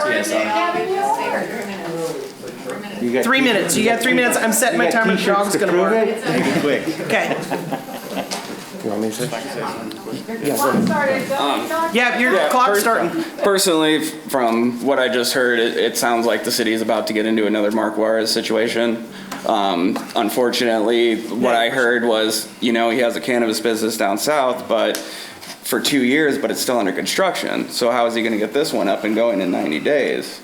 I'm not sure what's going on, but I mean, if Patrick's still there, it just seems like it's the same thing, just different face, like what Mark was doing. Just keep throwing someone else up there and see how much longer we can get. That's my personal opinion. Okay, that's what I heard too. We can't get a meeting without his name used. And one other thing, like with the city permits, how they were, supposed to be non-transferable, and he kept saying he was approved, but was he just approved as an owner put on there, or was it approved as a transfer to a whole new owner? Because at that point, it would come down to, wouldn't that license be pulled and have to be restarted over? So I'm confused. Us as Well, no, that's someone we already else is just looked kind that of up. confused. And it was, it was okay on the old one, even though we didn't know it. Just to Right. add, Oh, yeah, we need name and address. Name and address. I didn't even know who's talking. And who you're- Sorry, Patrick McCarthy, 800 Shastina Drive, Weed, California. Okay. My name's Rodney Galgiani. I'm part of TSR. We're going to be the management. Address. It would be 800 Shastina Drive also. Okay. Basically, we just want to touch on a couple of the important factors of management style. These are all cannabis-related industry or, management people that we've already done cannabis businesses. I run a Type 7, which is a volatile manufacturing plant in Oakland, operating the last 2 years, no issues, been open, haven't been shut down. Same with Shane, he has his retail also. The way licenses are supposed to work is that they're supposed to be issued to a group or a single person, and they're not necessarily supposed to be transferred. So the way of him, or how he's taking over the business is not how it's supposed to be met for the licensing system. I think it's a little beat around the bush of how that happened. And one thing I just want to bring up to the city and the council members is that we plan on being 100% transparent. I've been a person of people, just kind of reading, how he's saying stuff. I don't want to have any smoke in the mirrors. Everything that we say, I want it to be 100% true and not have any ands, ifs, or buts on how we operate business. I'm sorry about the visit. I had no idea that somebody would, allow a business not to show whatever they're having in their business that's heavily regulated. So if they're hiding stuff from you, I hope that triggers a red flag to everybody. We come from the dark, and being in this new industry, we want to be in the light. So Okay. Time's up. I appreciate it. Thank you. We need my dog barking. Clock up there. Sandy. Oh. Jeremy's mad at me anyway. Anybody else in the public? Okay, so we will close. Just one thing. A lot of us in the industry. Sorry, my name is Raymond Streck, 3038 Nighthawk Lane, Weed, California. Just to bring everyone up to speed, Mr. Riley had that same listing on, a half a dozen plus websites for months and months and months. As a pro-business person, in general, I would tend to give a new 80% owner a fair shot at least bringing it into compliance. 90 days doesn't seem like a long time given what you've already dealt with, and that's my 2 cents. Thanks. For one who's taken 2 years. Thank you for your 2 cents. Anybody else? Okay, close public hearing. Now, council members' discussion. I can speak first. My decision is to not. Turn your microphone on. It is on. I'm not speaking to it. My decision is not to accept the appeal. That's my decision. So tell them to just go away. Well, not to go away, but to not appeal the decision. Okay. Ms. Green. I don't know that I could make a decision, good or bad. Because of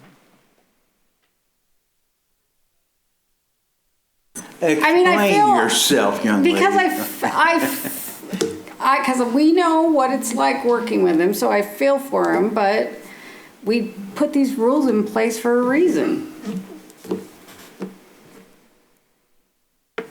And we've been trampled on. Yeah, I know, but we weren't trampled on by him. I know. That's, yeah. I get that. It's a relationship. Should have known walking in the door what that castle was like. When you open that castle door, is there a dragon behind it? Is there a princess or a prince with a crown on? Got to know that. Mr. Mayor, my feeling on it is that Mr. Fine found out what it's like to work with Mr. Riley, obviously, and I feel that it's not our responsibility to cover for Mr. Riley. I oppose the appeal.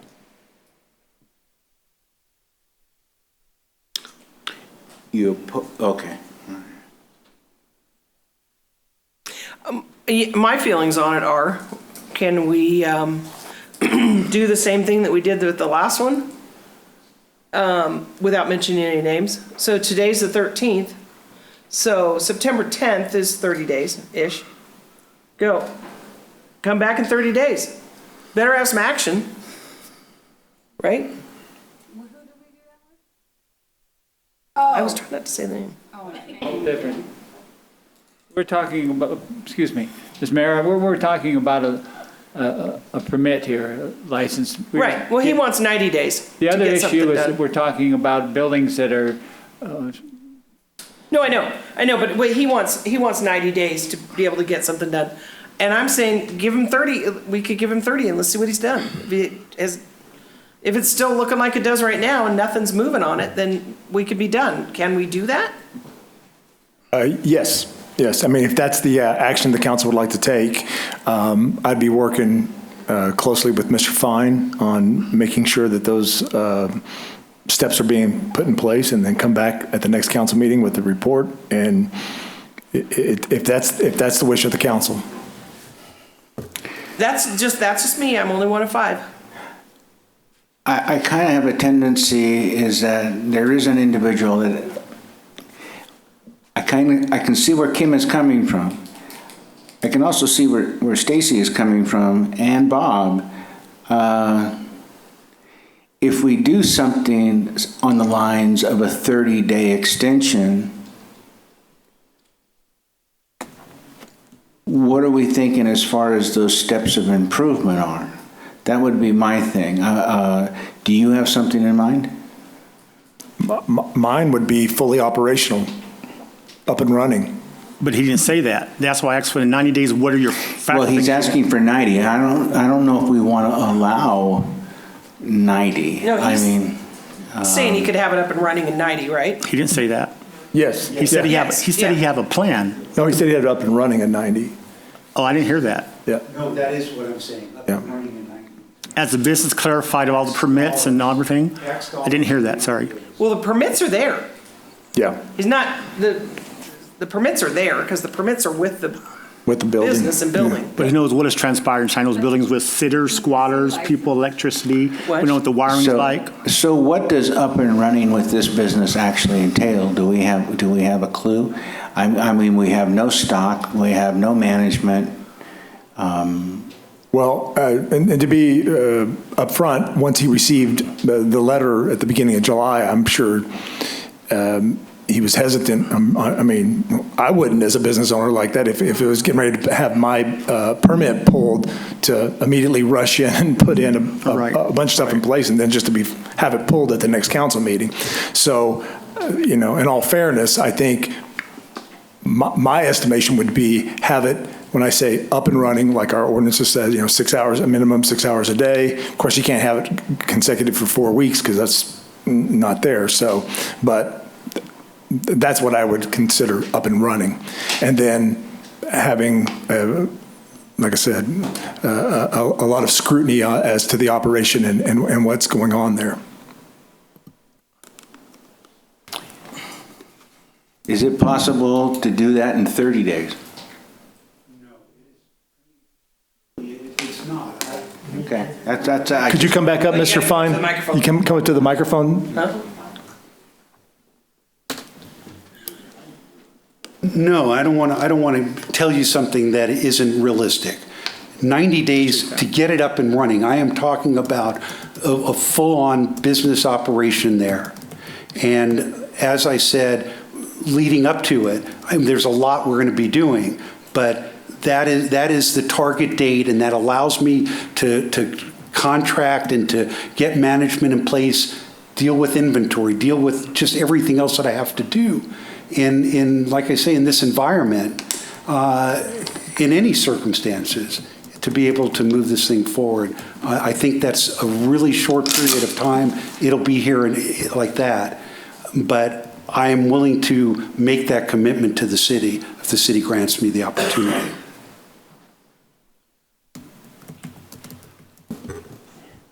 If we deny your appeal, can you get your money back? No. In fact, it would, well, it would, what it would create as far as valuation and everything, obviously, because the license came with the fact that, that building had license at that location. That's the reason I bought it and so forth. But yeah, I mean, no. No, so your 30 I don't think that money is there anymore anyway with Mr. Riley, wherever that might be. 100% on your So 30 days is not going to be one of those solutions. Correct. You know, I want to be honest, and I want to also be able to do what I say I can do. And I have to be honest, is that when we started this, I didn't feel like I really wanted to extend anything. That was my gut feeling as far as all of this was, we've been down this road with a number of folks. Mr. Fine had called me and to be up front here, and I told him the same thing, is that if he hadn't understood the temper of our city council in the last 4 months, 5 months. Good at saying no. Yeah, we're pretty exhausted, not only from a council standpoint, but from a staff standpoint of chasing people around this community.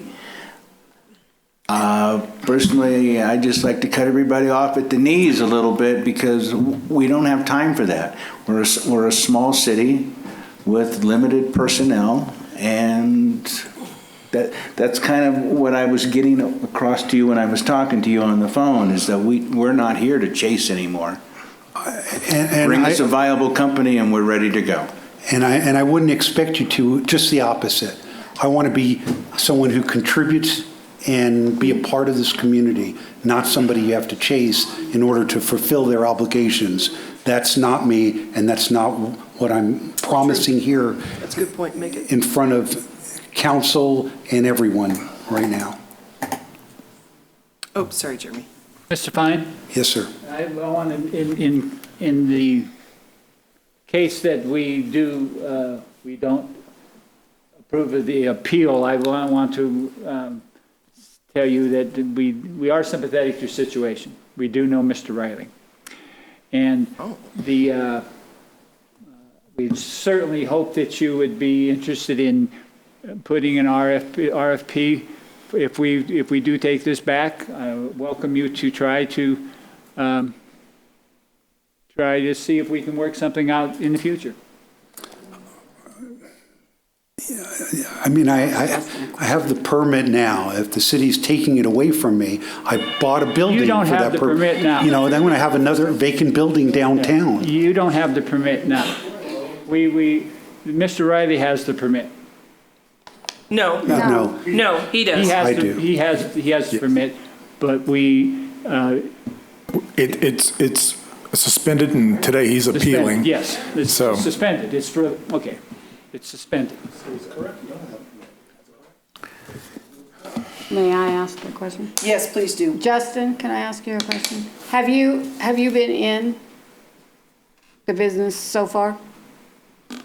And if so, what are your feelings, and how much time would it take to be in compliance? Well, I think the compliance he's talking about is actually setting up himself in the metric system and getting a distributor on a regular basis and having product. The business itself has been signed off by Weed Building, Weed Fire, and the police department in an inspection in March. That was when I first met Mr. Fine. There was a potential manager that was on site at the time. That was when they first became aware of the coming change to the I did advise them at that time of the change to the municipal code. Thanks for the question, Chief. With your knowledge of this industry and how businesses are operating, what is your thought process of what you're seeing with appropriate CBC, everything being approved in line, in track with CD, what's it called? BCC. BCC, I know the numbers of something. Align with those organizations and things are in line, correct? Have you seen that or have access to that information? As far as him being in line with those organizations? Currently, I've gotten no inquiries from BCC regarding any cannabis-related industry within the city limits. And Mr. Fine, that could be for talk. I'm not saying that you should have done that. I'm just asking from a police perspective and in check what has been done.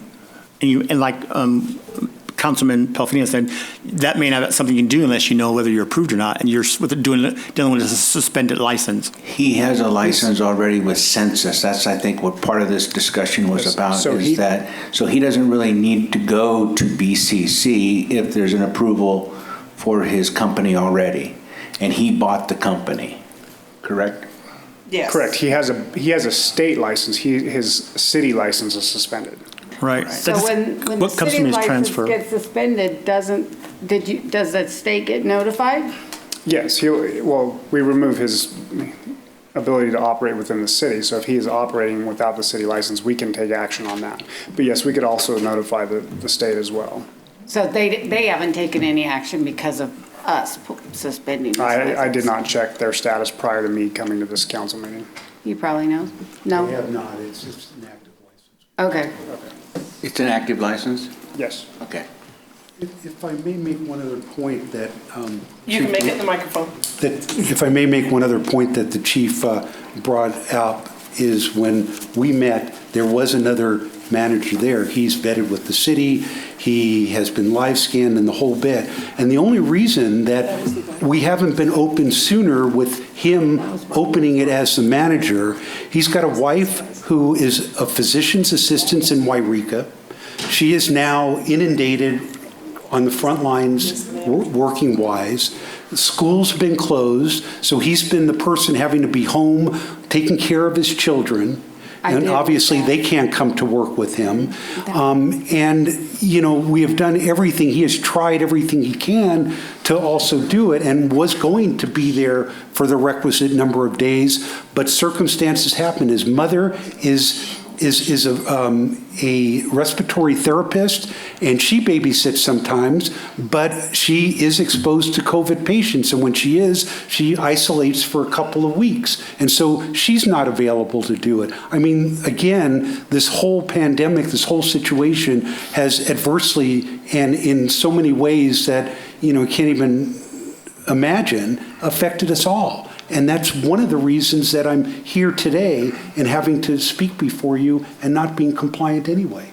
And so now I'm looking at a larger organization that has the ability to come in and do do this and manage it, you know, on a full-time basis. Because of circumstances, just in this last month, this is all we're talking about, is a very short period of time. I believe remember the woman that came in and spoke with us? And it wasn't Patrick Riley's wife, was it? Yes. I thought it was this woman wasn't she from I think it was Wairika? Riley's wife. It's Patrick. Because She was just here like 4 or 5 months ago. Yeah, because she talked about living in the Bay Area and him delivering up and down the state. That probably would have been Mrs. Riley. That isn't who we're speaking about. And the manager was somebody who had applied for one of the original licenses and then went into business. That is correct. Yes. Okay. Thanks, Mike. One point I would like to bring up as a possible resolution to this is it's going to take staff probably a couple of months to come up with the RFP process that we'd like to put forward to if indeed this permit is pulled. So if you did offer up the 90 days, during that time, myself, staff, legal counsel can be putting together the RFP process in place. And then if the 90 days happens and he's still not meeting those things that are listed within our ordinance, those requirements within our ordinance, then at that time, boom, we're out the door already putting out the RFPs. So, that's just an offer to do that, because right now we're not collecting any sales tax, and if he is able to do what he says he can do, then that's fine. That'd be great. That'd be perfect. But if not, then we're ready to hit the ground running. So, just an offer out there.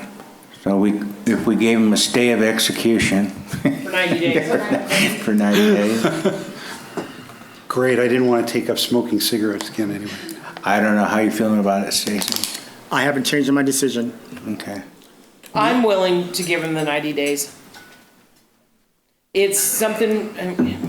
Well, we don't have anything right now, and I don't think we have any prospects for at least 90 days anyway. Right. I don't think he should be punished by What his ex-wife did? Is Yeah, what you're gonna say? that was the way I explained it. I don't want to be held to the standards of the ex-wife. I don't want to be blamed for stuff that the ex-wife did, so. Well, the Internal Revenue Service allows you to, what do they call that? The innocent spouse syndrome or something? So Yeah. should he be able to, should he take the brunt of what the ex-owner Yeah. I mean, did? I wish That's a good we would point, have given the brunt earlier. Because I I like really your came into this suggestion. wanting to execute. Pardon? I came in this wanting to execute. And you've changed your mind? Yeah, I pretty think good I for you. have. And I came in wanting to hear, I always want to hear what people have to say their response. And you can say whatever you want, but your behavior says a lot. And I understand the new business coming in. I understand that. I get that. I work with executives, as I mentioned, Silicon Valley. I understand that role. But something just comes to mind when I just hear a situation, and I haven't changed. I do wish the best for you. And I don't, whatever we decide, and I'm okay to disagree to agree. And if we vote as a consensus, I did that when cannabis first came over 7 years ago. I was disagreed with, and then 2 years later, everything came into play. I said, what did I tell you guys 2 years ago? And look, we got to change. I'm okay with that. So I don't have anything against you as a business, but it's just, it's interesting. It's interesting, the whole situation. And I wish the best for you, whatever that comes out to be, whatever we vote as a council. And Councilman Green, whatever you vote as well, I hope that if I do get that stay of execution, as you put it, that you'll come back in the future and revise your thinking on that as well. If I see dollars coming to the city and you're fair and equitable with all people, always. And that's all I'm asking for. And I appreciate it. Okay, so we've already closed the public hearing, right? All right. We just take a vote? I move that we Okay. do a stay of execution for 90 days. Is it called a stay of execution, No, Sandy? Is that the right word? Okay. I move that we Give him the 90 days? table the. I hate that word. Suspension. Table the. Suspension. Table this for 90 days to see if he can comply. Can I amend that? Sure. I would like to see 30-day progress reports as we go. Perfect, that's a good. Yeah, come back next council meeting. Physically or at least, Either way. I'll do whatever, sure. Jeremy can even Skype you in if you have to. Sure. That's Jeremy. And That's perhaps Jeremy. and perhaps even providing The documentation to some city management. documentation to support it as well. Yes. Absolutely. Fair enough. Well, we all drive by, so we'll be documenting it with our eyeballs. Well, and that was one of the things that I thought I paid attention, but I haven't seen any work there. So when you were saying, I realized, I guess I haven't paid attention. Well, the in weeds were last cut month or down, so. and I think the fence was repaired. Yeah. There were quite But I a haven't few paid things, yes. attention. And the sign was taken down, I think, as well. Mayor, I have a point of clarification. Let's have the motion stated without an attitude by the persons involved. We can't do that when a motion is being established. Is that correct? No, you can make an amendment to the motion. Right, but the parties involved is getting input into the motion. That's Oh. not fair. We can't do that. That's correct. You're right. So just, Okay. you can state whatever the motion is if 90 we get the days. amendment. I make a motion that we table his appeal for 90 days, provided we have 30-day progress reports. I will second that. All right, it has been moved and seconded to give him the 90 days. All in favor? Aye. Any opposed? I oppose. I oppose. Okay, 2, so 3-2. Okay. Make it happen. Fair enough, thank you. Do your magic. And I'll come back 2 years later, say, what happened? Did it happen? Okay. That's for sure. All right, Sandy, you good? All right, moving on. Where am I? Great Northern, regular agenda. No. Well, One more public do we hearing. want to take a quick recess? Do we need lunch? Can we take a 10-minute? Yeah, because it's going to be a long. I know. Can we move them up, or we have to continue with the public hearing? Because Rod's here and from Great Northern. It's up to the council if you'd like to amend Are the you agenda. interested in doing that? It can be done real quickly, right? Yeah. How long's that going to Yeah. Is that the last thing we have? We only have that one item. One item on the regular agenda, then we have the consent agenda, but that's no big deal. So we've lost Bob. And then we have closed session. Right. Okay. I motion for a recess, 10-minute recess. Can we do that? Right now? All right, 5 minutes. We're taking 5 minutes. 7:30. I'm setting the dog. Okay. Reconvene at 7:30. Yeah.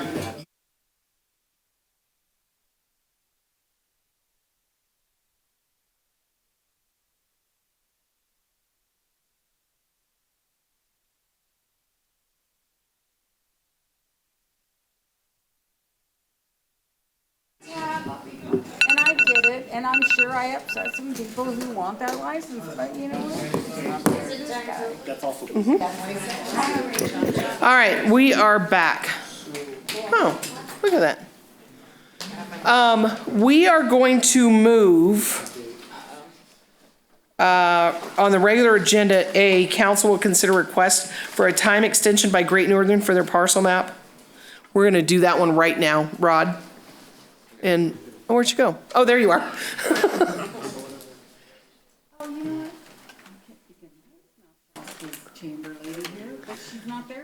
Oh, she was Mount Shasta's chamber lady? Okay, Tim, are you taking that one or? Keith. Oh, Keith, okay. Thank you, Mayor and Council. Yeah, this is a request to extend the creation of a parcel map pursuant to the code section, the municipal code at section 17.24.050 and also the Subdivision Map Act. And this map was approved in June 2018. We had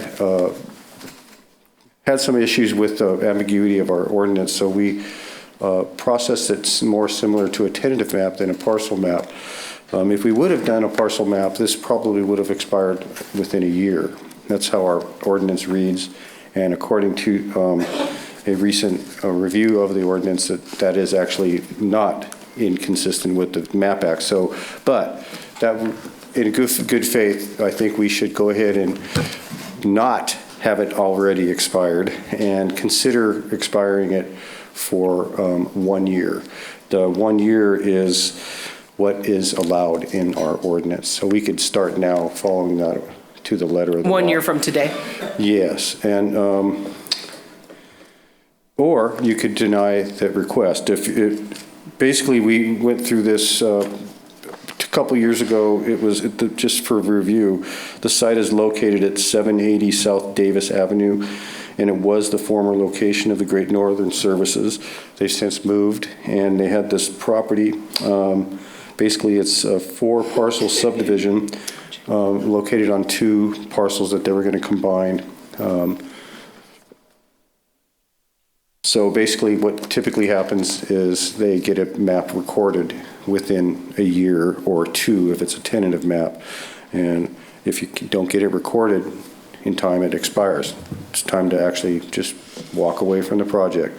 So it's fairly routine to get extensions.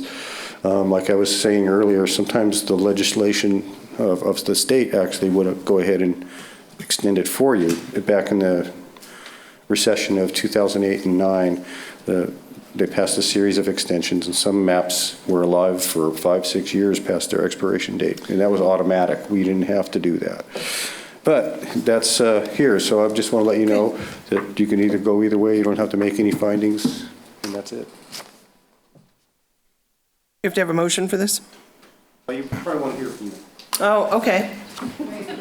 Me, yeah, me.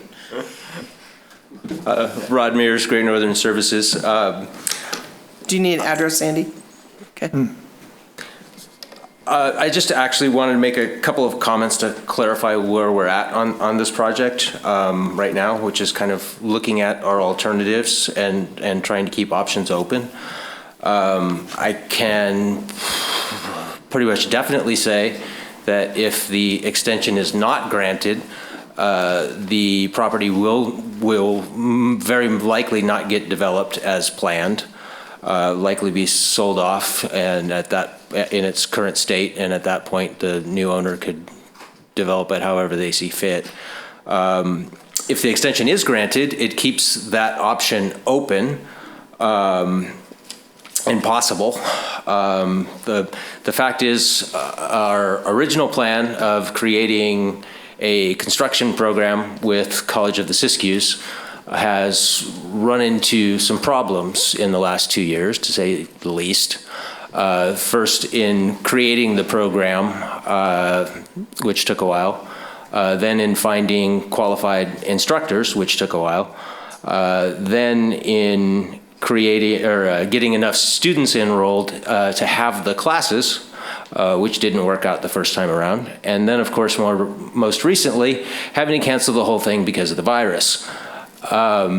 So I can't definitively say at this point when or if we could continue as planned if the extension is granted. But we would like to keep the option open if possible. In evaluating our options, I also have to say that it's a possibility that if the extension is granted, the property will still get sold off as is. If that were the case, the new owner would then still have the option of pursuing the original development plan or doing something else. But they would have the option of continuing. So really, I guess that's all I wanted to say. We're looking at our alternatives and trying to keep our options open. Okay, thank you. Anybody have any questions for him? I have a couple questions, Mayor. Okay. So this project is still ongoing at this point in time? Sort of. Okay. Well, let me clarify that. We've been able to move it forward a little bit without COS. Both fortunately and unfortunately, because the Great Northern Weatherization crew had to be laid off because of the virus. They couldn't go into people's houses. So they were on unemployment. And Great Northern was approved for a Paycheck Protection Plan loan, which is forgivable if you use it for salaries.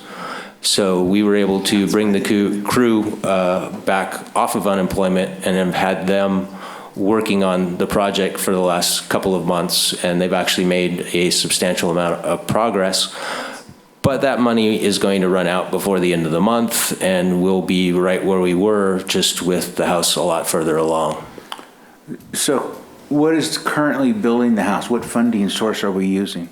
Are you using? We've been, well, aside from the Paycheck Protection Plan, we've been self-funding it. What happened to the plans that were, I don't know if they were proposed or given by the University of San Luis Obispo when we did our general plan? Did you get plans from San Luis? We worked with Cal Poly San Luis Obispo to come up with the plans for the house that we're building. We had a design contest with multiple groups of students, met with them over the course of this semester, quarter, whatever they're on, and chose a design as the first step. The next step with Cal Poly was to have a senior project to actually develop that concept into a full set of building plans that could be stamped by an engineer. That didn't actually work out, but that was the intent. And another project that was done with Cal Poly as a senior project was, once the plans were accepted, was to off-site for us, on-site for them in their construction management facility, build the exterior wall panels in sections, which were shipped up here and is what is standing up at the site now. That was the end of Cal Poly's involvement. So you do have a stamped engineered plans at this point? Oh yeah, we couldn't have got a building permit without them. Okay. Were those plans going to be used for all 4 buildings or just one? The original intent was to use it for at least 2. We do have permission, it's really Cal Poly's design, so we had to get permission from them to do that. We do have permission to do that, and the original intent was to do it at least for 2 of the lots. And we have, under the original parcel map approved, the ability to do up to duplexes on any of the lots, and the most current thinking was to do 2 single-family houses and 2 duplexes. Are those currently R2 or R1s? R4. R4s? All of them? Yes. We didn't change the zoning on that property at all? Not that piece. Okay. But we did My Wood street. Ridge and over here. Yeah. Seacamp, okay. So what happens to those plans if you don't use them? Are they Great Northern's property or the city's property? We are using them. The house is partially built. If we were to sell it at this time, that permit would transfer to the new owner with the set of plans. Okay. And currently you don't have a funding source to finish? An external funding source? No. What was your original plan? Just to use the college as labor, and what were you going to use to buy the materials with? We had a fund set aside to to buy the building materials, and still do. Okay.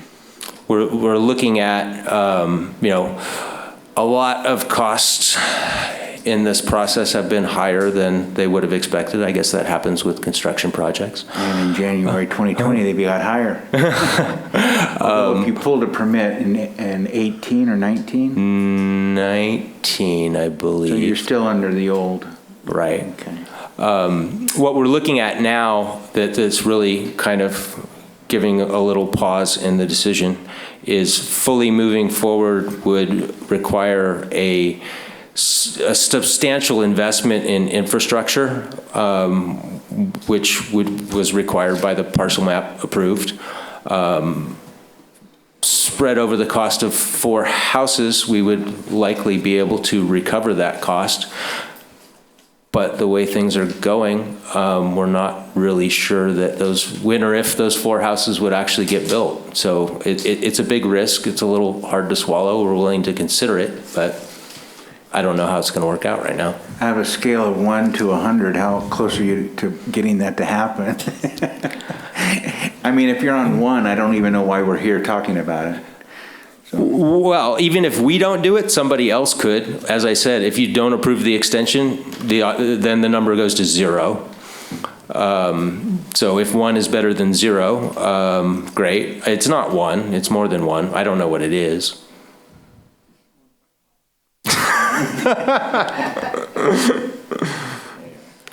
All right, that's all the questions I have. Any other questions? Nope. Somebody got a motion? I will make a motion to extend their whatever. Extend their time on the parcel map. I'll second it. Who seconded that? Bob. Bob, okay. It's been moved and seconded to approve the parcel map. All in favor? Aye. Anybody opposed? Me, no, I oppose. Oh, the 2 of you are? Okay, I was a yes. All right. Approve it. Okay, you got your extension. Put it on your calendar for next year, though. Got your phone? Put on your phone. Well, according to Keith, I'm not sure we can get another one, can we? No, well, we have to do, we can only do 1 year. Oh, it's 1 year at a time, not just 1 year. 1 year. Put it on your calendar. We'll have to look at that ordinance. Supposed to be. I hope For next July. Okay, thank you. Now we will move on to the last public hearing. And the council will consider the introduction and first reading. We are not doing the first reading, right? Just the public hearing Just tonight. public hearing. Okay, the public hearing is open. Actually, Presentation by the applicant and project proponent. Don't you want to hear about from staff? Sure. Yeah. Well, I don't know, you're not, yes, it is staff report. Okay. Yeah. Hi, thank you. This is just one of those things we have to pretty much do for the record. Okay. This is pursuant to Government Code 65855. The Planning Commission is supposed to also bring along a report to you guys summarizing the meeting, public input, and how the vote went. So basically, the public hearing was held on July 15th, 2020, and it was a hearing to consider a development agreement between Shasta Jefferson Growth Businesses and the City of Weed. The Planning Commission heard staff report, which is incorporated by reference in this discussion, and considered public input, discussed the project, and discussed questions with proponent, heard rebuttal from the applicant, and eventually voted 3-2 to recommend the city deny this request. The public comment went as pretty much was mainly in support of the jobs and the ability of the applicant to execute the agreement and pull off the whole project. There was one written comment that was taken by phone. A nearby landowner objected to the idea of a cannabis cultivation and manufacturing at that site. Basically, then the Planning Commission discussed it. Their discussion was quite varied.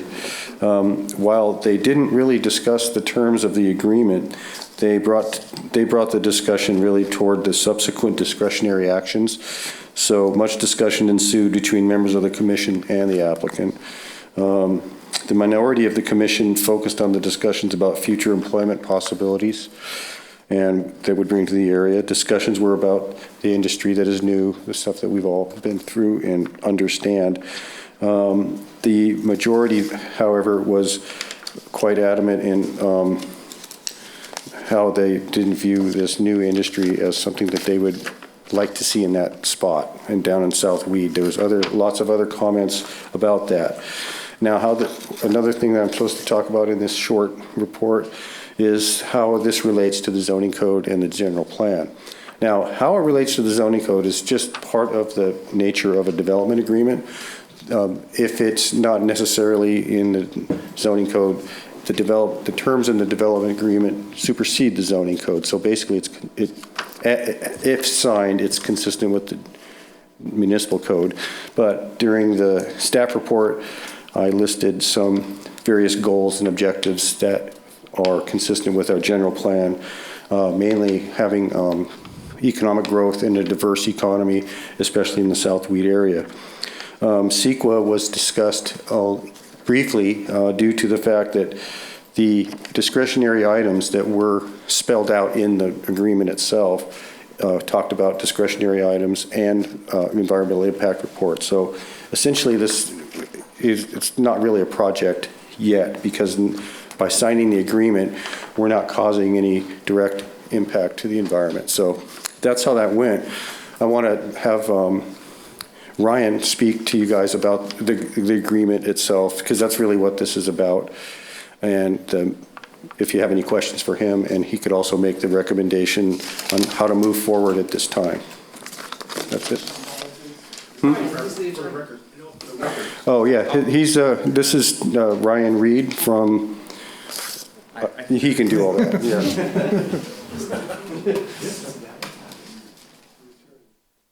Thank you, Madam Mayor and council members.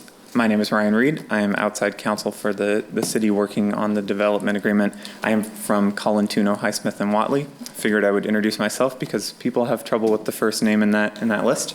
So here we are. So I think I'll just kind of augment what was just said. One substantive point and then one procedural point here as well. The substantive point that I think is worth making is, as Keith mentioned, we're not really approving a specific project at this point. What we're approving is a process, and that process is essentially that the applicant here would have 1 year from the time that this agreement is approved by the council, by the time when this ordinance is approved by the council, 1 year to purchase the property. He currently has an option to purchase. Once he purchases the property, then the agreement becomes effective. And all of the regulations that would preclude him, or possible future regulations that could preclude him from operating with these certain cannabis activities on the properties would be frozen. So the council couldn't, for example, decide, 9 months after he purchases the land that it's no longer going to allow cannabis anywhere in the city. He will have the right under the development agreement to continue to operate as the development agreement allows. This is not uncommon in the cannabis industry because this happens where, cannabis will be approved, there'll be substantial investment into a business, and then subsequently the city or county will decide that they don't want to allow cannabis anymore. So there's 1 year to purchase it. Then he has 2 years to prepare and submit and have approved a plan unit development rezone, which will define specific requirements of the actual project. And that will come along with the CEQA analysis that is necessary. Keith has mentioned it would likely be an environmental impact report. That will ultimately be a decision for the council. One of the key points of this is that the council retains its full discretion under CEQA to approve the project, the plan unit development rezone and the use of the property, or to disapprove the project, or to make modifications and consider alternatives. So we're not limiting our discretion in any way in the future. The project is contingent on all of these discretionary actions by the council. So, and then once the rezone is complete and he's taken all of the necessary steps, he can begin development. And then at that point, the council reviews his compliance with the agreement every year, which is required by law. So that's the substance of the agreement, and I'm happy to answer questions. But the procedure of this agreement, I think Keith mentioned, this is technically an ordinance. There's special provisions in the government code for passing development agreements. There must be a public hearing at the Planning Commission, and there must be a public hearing here, which is why we're all here now. But we also have to follow the standard procedures for passing an ordinance, and specifically a zoning ordinance.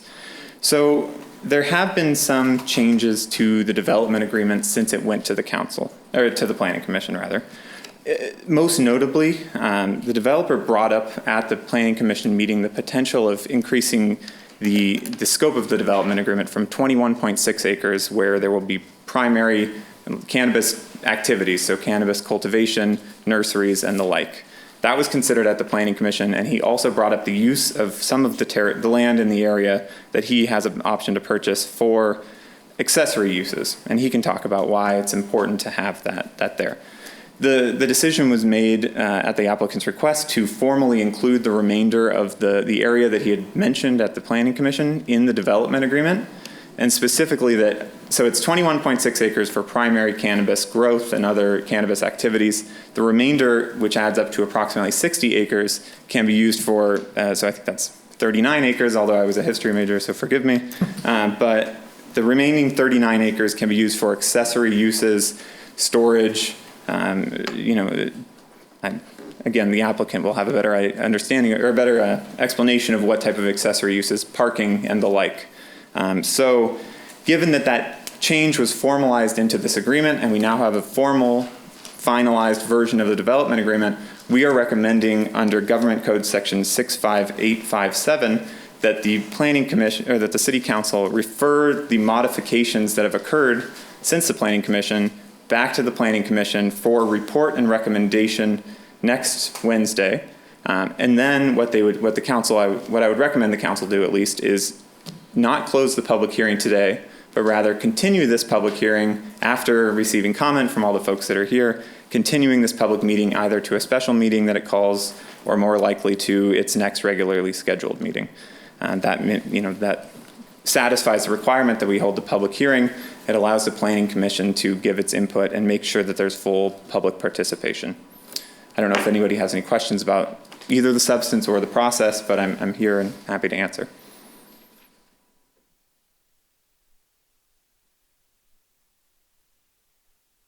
I thought I had done such a great job, but you did. I just wanted a point of clarification is that we're going to look at this appeal or public hearing, and then we're going to table it because there is a future adjustment to the public hearing? So we will be tabling it. So basically, you would have the first half of the public hearing. You guys can have your discussion and consideration and ask questions of staff. We'll hear input from the community, the applicant, and then you would continue the public hearing to allow time for the Planning Commission to review the modifications that have happened since they heard it and to issue a supplemental report. Basically, you know, we continue to not recommend the project. We've changed our mind and we now recommend the project, whatever it is. And then once for us to hear it all at one time. Exactly. So then once they've provided their recommendations on the full, you know, finalized document that you have in your packet today, the city council can make its final decision. Okay, got you. Thank you. Anybody else have any questions for him? I don't have any questions for that. I always have a statement. My mom said you talked when you came out. Thank you for the step. I'm concerned about having to get that step without having that information in the original packet, and I mentioned that before, but I understand how things operate. So, and that's really all I have. I mean, I like to see A through Z when it's submitted, and I watched the Planning Commission meeting on video. My colleague told me to do that, and it was very interesting, some of the comments, and I can see sides of both that have some validity and some personal experiences that are warranted. Of course. And I don't want to speak on behalf of the applicant, but I believe one of the justifications for not providing the absolute final version of this agreement to the Planning Commission was a hope that the Planning Commission might result in public comment that they will want to consider and include in their, you know, final version of this agreement. Now, for future businesses, you guys see how the Planning Commission is tough. They need all the information. So for other people that come up with business development, bring A through Z. If you think you should have 2 C's, bring that too. But business. Okay. Great. And I'll be sitting here. So. Thanks, Ryan. Okay, now it's open. All right. Applicant. First and foremost, if anyone's in the back room and would like, I have a few more copies of the presentation that will be on the screen. If anyone can't see and would like a copy of this, or if you are poor eyesight, there are copies available.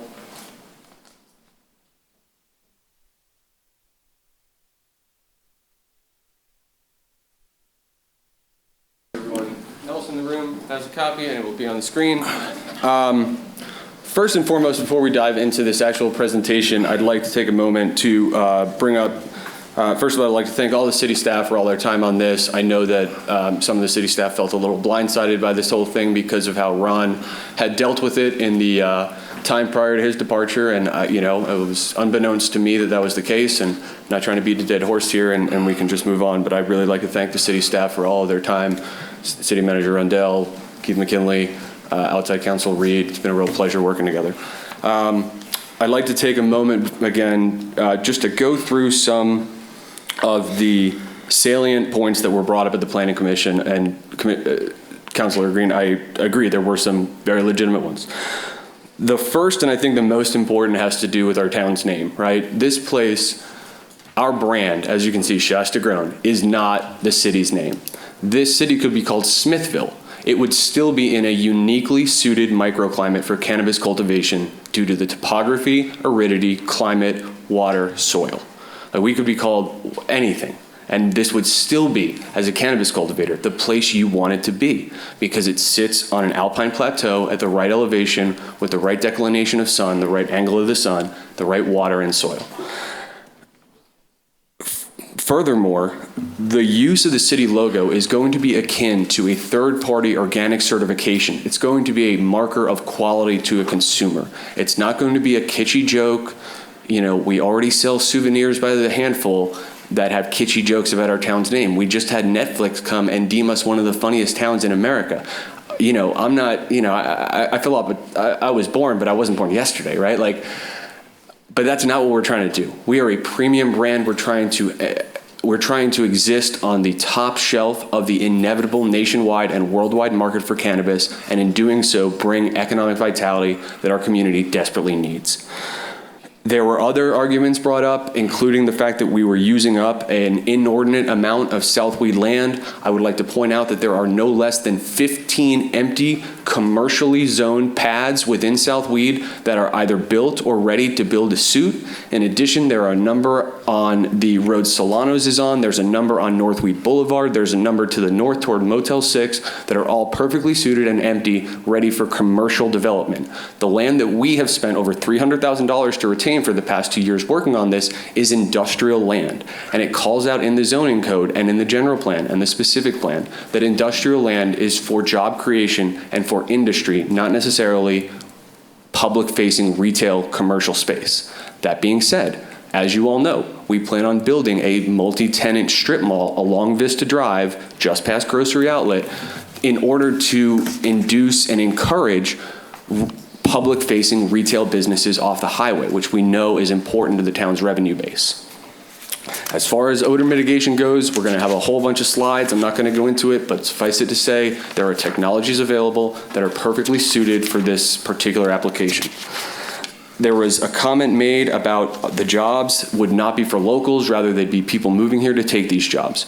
I'm not going to tell you that all these jobs are going to be held by someone that lived in the city of Weed before we broke ground. But the fact of the matter is we're obliged by the development agreement to do a local job fair, and we have internal and external training programs. As most of you know, I was asked to, and we crafted a continuing technical education course which got approval through COS that we're going to be doing on Zoom in the fall for job retraining in the cannabis and hemp space. It is currently a 4-course program. It is going to expand in the years to come, and it will provide an opportunity for adults, much like the situation in former manufacturing places in the Rust Belt where they had those manufacturing jobs lost and then they retrained them how to code. It's exactly the same thing. So if you're an adult and you've had a hard time and you haven't been able to find a living wage job in the past 5 to 10 years, there's going to be a retraining program and a job center right down the road that if you went to that continuing technical education program, you would be a shoo-in for one of these jobs. As far as city revenue goes, we are going to look at a table, and there is a table provided. By the way, if anyone did not get a copy, there is a 1-page document that has all the tables as well as the land map and the front view of the facility available behind me. We are, you guys all know me. I've been here 10 years now. I really do. I try and get involved. I was asked to join the Rotary Club. I was asked to chair our City Economic Development Committee. I help as much as I can. And this project has the opportunity to alleviate short and long-term budget deficiency incurred by COVID and a lack of TOT and sales tax, by stagnating property tax revenue, and it can help alleviate what the city has now, which is a near wholesale reliance on TOT and sales tax revenue. The 2 primary corporate clients here pay minimal taxes to the city, Roseburg and Crystal Geyser. Those are the 2 big, other than COS, those are the 2 biggest job providers, and I think that most people would agree that they don't necessarily pay their fair share.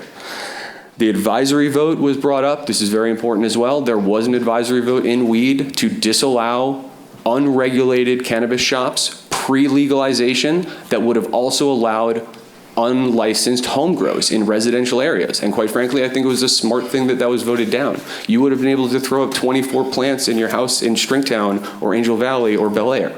That wouldn't have been good for anyone, and the citizens rightly voted it down. That said, legalization within the city of Weed and the county at large passed by a substantial margin. And I think that's very important and very indicative of what the community is looking for out of this new opportunity for an industry that has already existed. And if you look at those numbers from the sheriff's raids, we're talking about millions and millions of dollars. It's not that big a leap of logic to think that we could do that legally.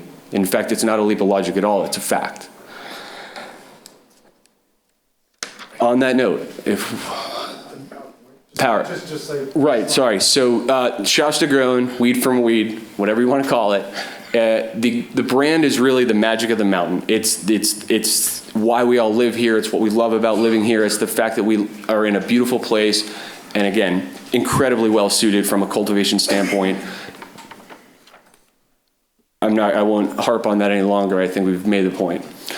What you're looking at in front of you is a parcel map that I'm sure most of you are aware of. It contemplates, as Ryan said, the primary cultivation zone, that is to say the 22 or so acres. The dark shaded portion to the left is the non-cannabis retail strip along Vista Drive. And I do apologize for not including this in the Planning Commission packet. I did not do my due diligence in ensuring that you guys had all the appropriate information, and I apologize because I feel like that conversation would have gone a lot different. But just to be very clear, the other land that we're describing for ancillary uses, including parking, including material storage, et cetera, is literally parallel to this property on the west side of Black Butte Drive, south of the Commerce Course commercial pads. We do not own those. We have no interest in them. Immediately south of that land is where the I-5 frontage strip that then goes down to a very narrow point.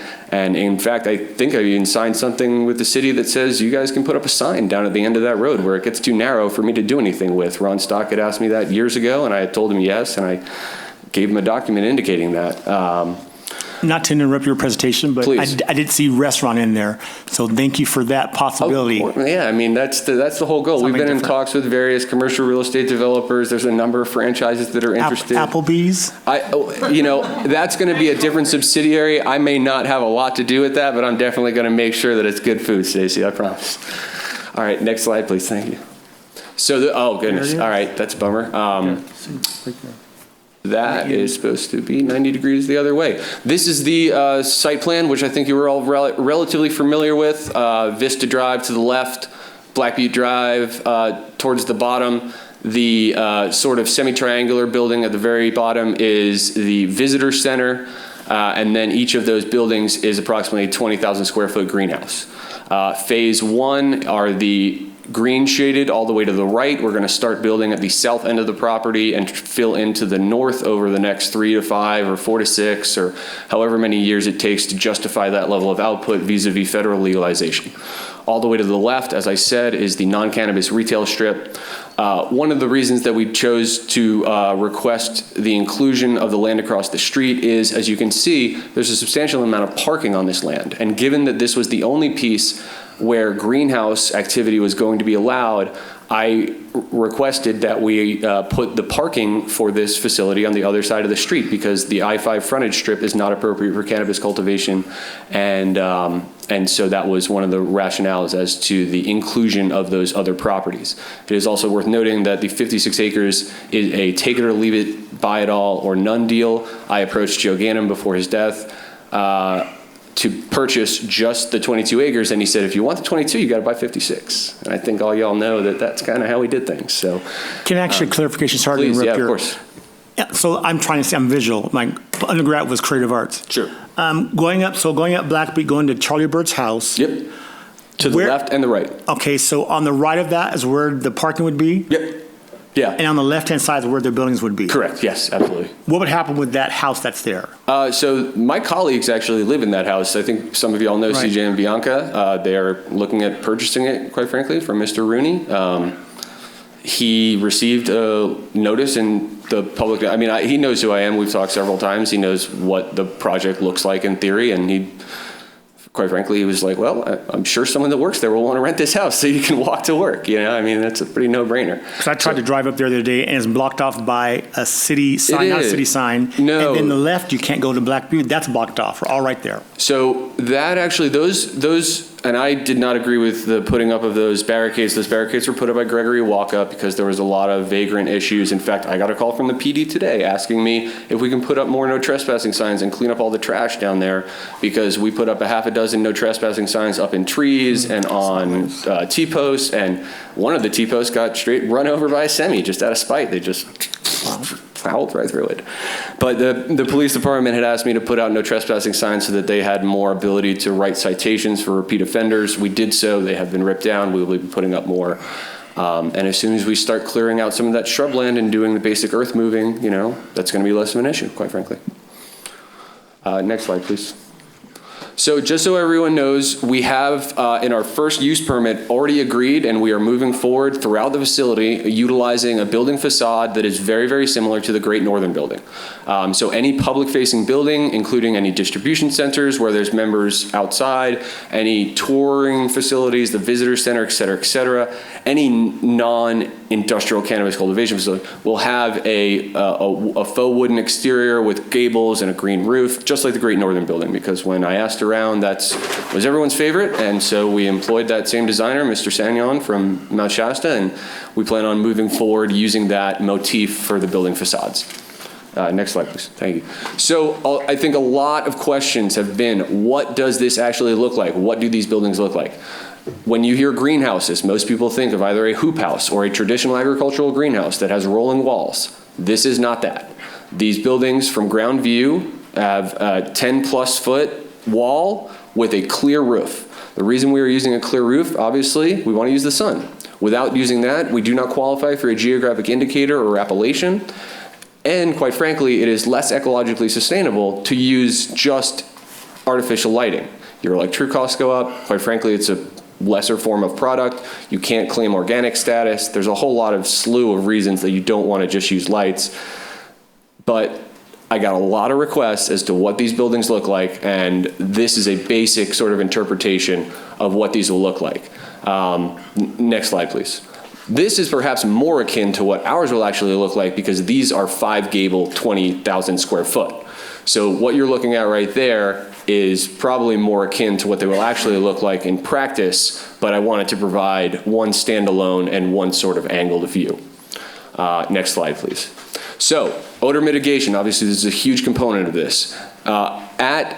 You saw on the back side of those, all those fans. Those fans will be conjoined and basically have a bottleneck system that will move through an odor mitigation system very much like this one, that has different media that absorb essential oils and volatile compounds that cause smell. And if that sounds complicated, it's not. If you think about it, it would be akin to, closing a window. A media is anything that something passes through. And so when I say that, I literally mean to say, and if we go to the next slide, there will be a pelletized product, much like this one, that goes into those long beds based upon the cubic foot of air passing through, as well as the density of volatile compounds. This technology is literally, it's proprietary. It's designed very specifically to absorb essential oils out of the air.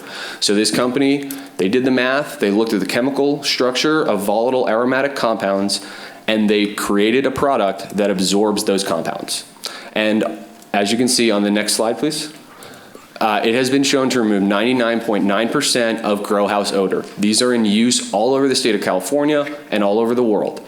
These have been shown, and in fact, so as you can see in the middle of that, you see the terpenes and aromatic compounds. When we talk about the smell of cannabis, that's what we're talking about. We're talking about the volatile essential oils that produce smell, and we're talking about aromatic compounds that stem from the plant's flowering cycle. This technology has been shown to remove 99.9% of those at an incredibly low parts per billion threshold, which is the far right, the low odor threshold parts per billion. So we're talking about 0.4 and 1.8 parts per billion respectively of the 2 primary causes of cannabis odor. And if we go to the next slide, please. So this is I just wanted to include one testimonial from this company. They have dozens. There was an operation in New Brunswick that was operating that had an issue that was very close to a residential community. They had used traditional carbon-based filtration systems. Those were found to be insufficient, and they installed this particular technology, and they had no more issues. And so all that to say, there are technologies out there that can mitigate the odor, and I do understand that that is a primary concern. I would also like to say that in the zoning code, industrial land is expected to have some odor, right? Right now you have nonstop smell of diesel. My colleagues that live in Charlie Bird's old house call the PD 3 times a day because there's semis that jackknife on their driveway. And so right now, all we have down there is the smell of diesel and the smell of fast food. I really don't think this is going to end up being offensive, but it's very important to understand that we have technology that can mitigate that potentially offensive odor. And to that point, next slide, please. We will have a secondary odor mitigation system. This one, slightly less effective. As you can see, 98.7% of cannabis odors eliminated. This is a wastewater-esque treatment facility that is utilized in pulp mills and, quite frankly, in sewage facilities. This will be a backup system, if, for the sake of argument, if every 80,000 square foot, we'd have one of these, whereas every 20,000 on each individual building, we would have one of the prior. But we can plumb these in for basically modular throughout the facility so that every 3 to 4 greenhouses has a secondary backup system. This is a tried and true technology that is used in all sorts of other industries, and once again has a very substantial success rate up and down the state. They were utilized in Carpinteria, they've been utilized in Oakland, they've been utilized in Santa Rosa, et cetera. Next slide, please. And if that wasn't enough, all throughout the facility for our own, this is actually kind of more important to us because this is scrubbing the air of pathogens in addition to odor. So I've said it many times in private conversations, in public conversations, we have always anticipated a multi-level system of odor mitigation because we understand and respect that that is the singular most important concern of the community. And so, yeah, I just wanted to illustrate that these technologies individually would be more than enough to satiate that issue, but when utilized on top of each other, will minimize it to a point where I really do not think this is going to be an issue. And I just, you know, I can't say more than that. I would also like to say, I think it's also important to note that if there were nuisance complaints, the development agreement provides a very substantive method for the city to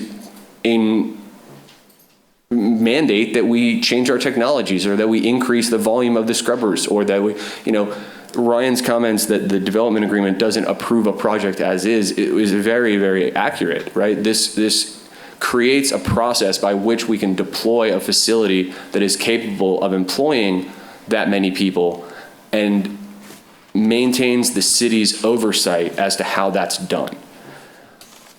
Next slide, please. So, now that we've dealt with some of the specific concerns that were brought up at the Planning Commission and at other meetings regarding cannabis, including all the cannabis regulatory advisory meetings over the course of 2 years, what we're really trying to do at Shasta Grown is promote industry, economic vitality in our town, and living wage employment. This data is from the U.S. Census Bureau. As you can see, we have over 40% or so of our city's workforce in less than living wage jobs. And that's just how it is. And I think we all know that. And it's something that we've talked about in meetings, in economic development meetings, in council meetings, you know, how do we attract living wage industries? And it's extraordinarily difficult.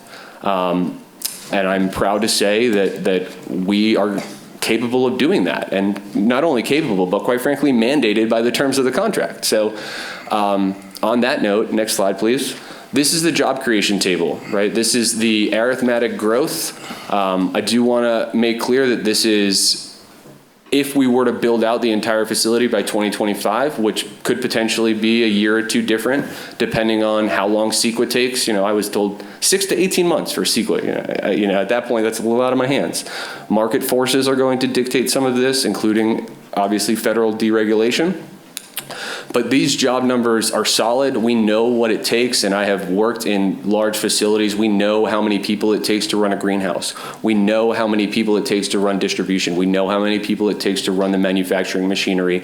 And I used to be an operations coordinator at a 200 or almost 200,000 square foot facility, not in cannabis, in visual effects, and I understand what an operations team needs to look like as far as tradesmen and skilled labor goes.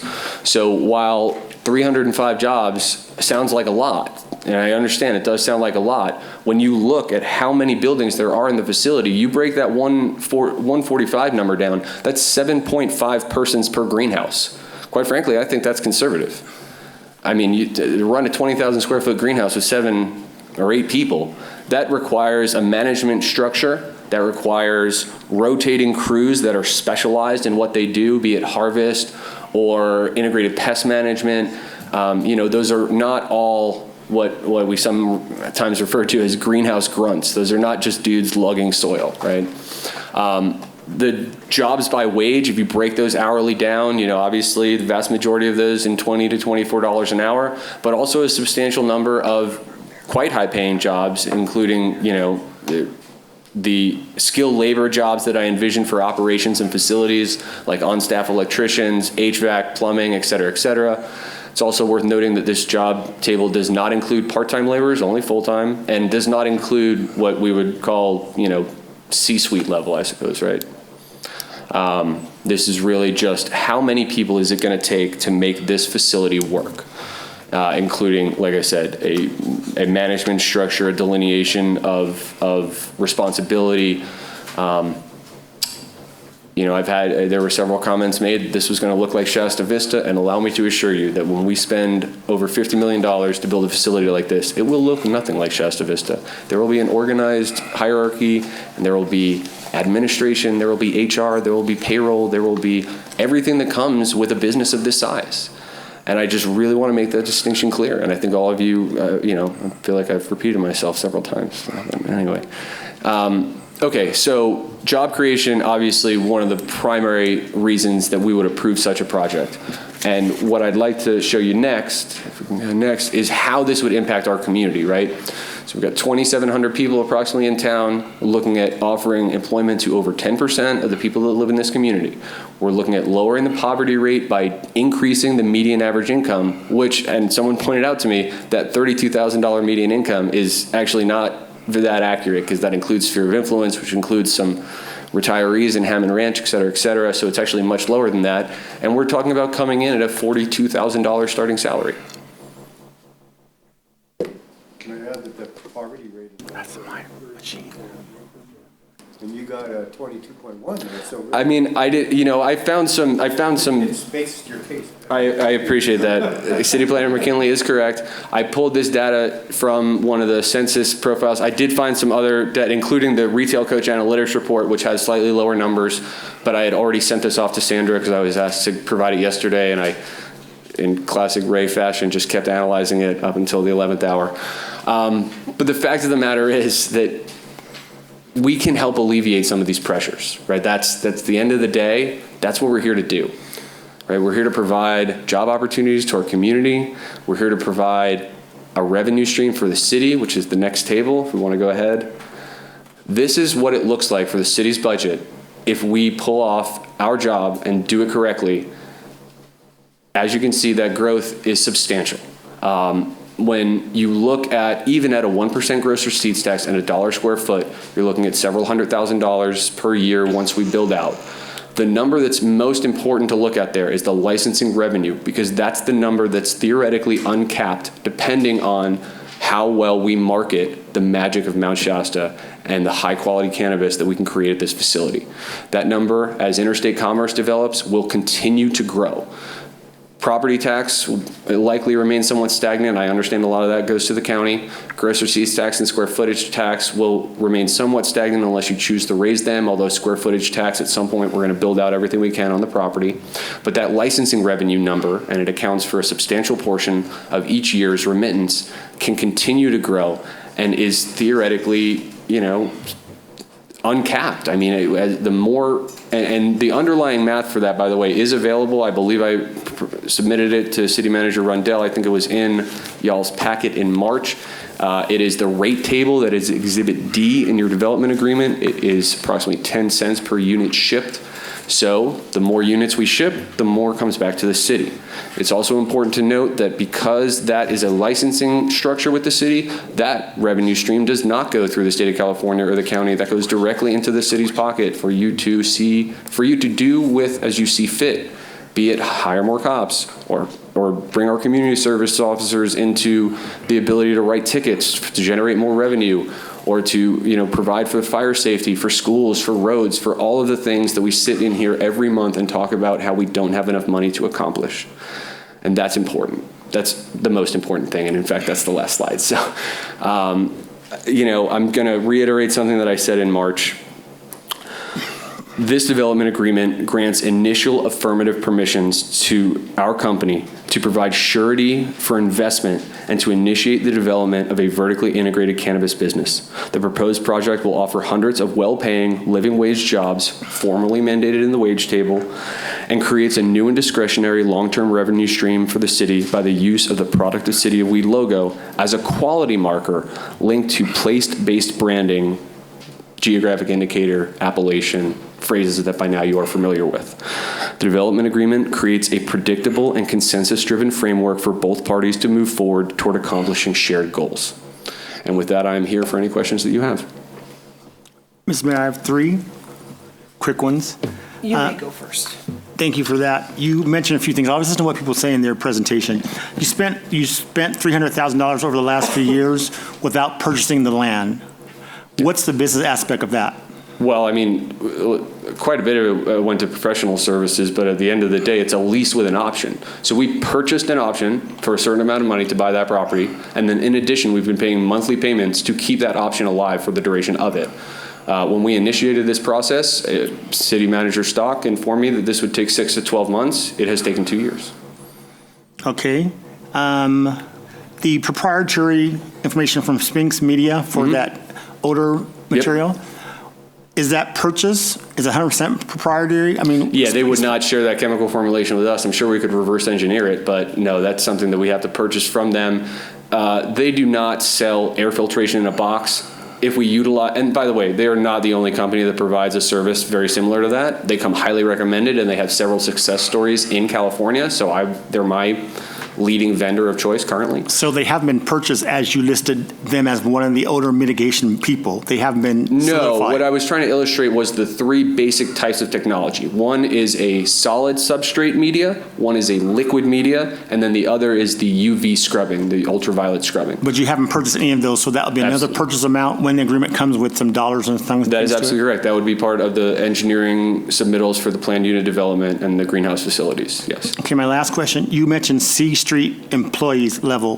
What does that define? I was in HR, so I want to know how are you defining that? I mean, you know, at some point, our parent company hopes to have downstream projects, and I guess that also includes folks that, you know, aren't included in that wage table, right? I mean, it's exactly what it sounds like. It's the C-suite level. It's an interesting analogy when hearing that and being in employment for 30 years. Yeah. C-Street level, and there was no wage attached to it. C-suite. Oh, C-suite. Yes. So that's an underclassment of employees, right? No. So that would be like upper level management, I guess, okay. Right? That would be like me. Exactly. Like I'm not on that table, but I don't make any money. I don't pay myself. So the way it was delivered sounded different the opposite way. So thank you for that clarification. No. Okay. I apologize. So executive level. Yes, that is correct. Okay. Yes. Thank you. That wage table includes everyone up to directors of blank. So directors of manufacturing, there would be 4 directors of cultivation, each responsible for approximately 100,000 square foot. And then they have folks under them that are responsible for 40,000 square foot and folks under them that are responsible for each 10,000, and then, you know, kind of like that. You didn't mention your structure, but since you just alluded to that, is there a board of directors, senior board, advisory board that's going to be suggested? Absolutely. No, we have a very robust advisory board, including members of various industries that have achieved success in those industries. Finance guys, greenhouse guys. I mean, we've got 6 folks on our advisory board member. We've got 8 people on our founding team, including myself. We do have a 3-person board of directors, including myself and my co-founder, as well as our chief financial officer, Gregory Weintraub, who I believe several of you have also met. Thank you for the images that I've talked to you about. Absolutely, that was the idea. Totally. Thank you for that content. That's all I have. Thank you. Mrs. Green, do you have any questions for him? No, I appreciate the visuals also. You're welcome. Bob Hall, do you have anything? No, I don't, Mr. Mayor. Ken? We've been through this for quite a while. Yeah. And for me, I have probably been halfway involved with a lot of this from 2 years ago? Yeah, it's been a constant. I am very happy with the explanations as far as everything that was presented. Okay. Sandy, you're up.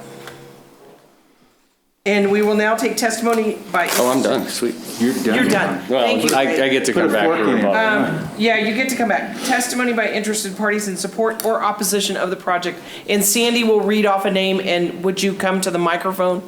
And can we remind everyone, we are limited in Yes. spacing here, so if they have recently moved in, they will need to speak and go back out because more people will be coming in as we talk.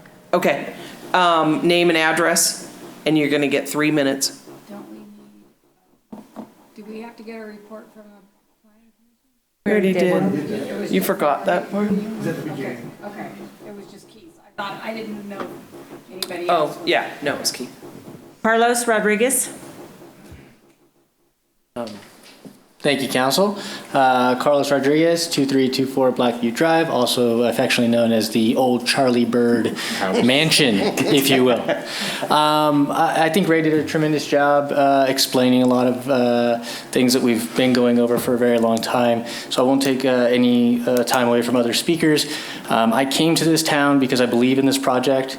I have since obviously fallen in love with living under the majestic mountain in the yard and coming to know all you folks here. And you know, I would like to reiterate, though, that in my time here, the only gainful employment I've been able to engage has been from outside the city, outside the county, if you will.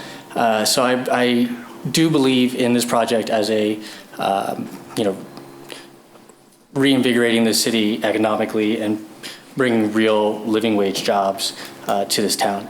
Secondly, I'd like to point out to all the people who have reservations about where this project is lying, if the map was not clear enough, we are talking about an area where the only people who are negatively going to be affected by this are truck drivers who pay nothing to stay overnight and leave jugs of urine and trash all up and down Blackview Drive. There was, I believe, in the Planning Commission meeting, a absentee landowner who had reservations. But as far as myself, being a resident there, and the other residents, the other two residents that live down that side of town, we're all in favor of this project. And I implore you to move it along. And let's get started. Thank you. Thank you.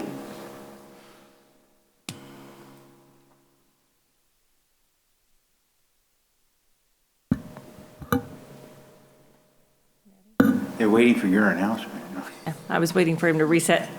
John, I'm going to pronounce your name incorrectly. Uttech. Is he out there? Utech.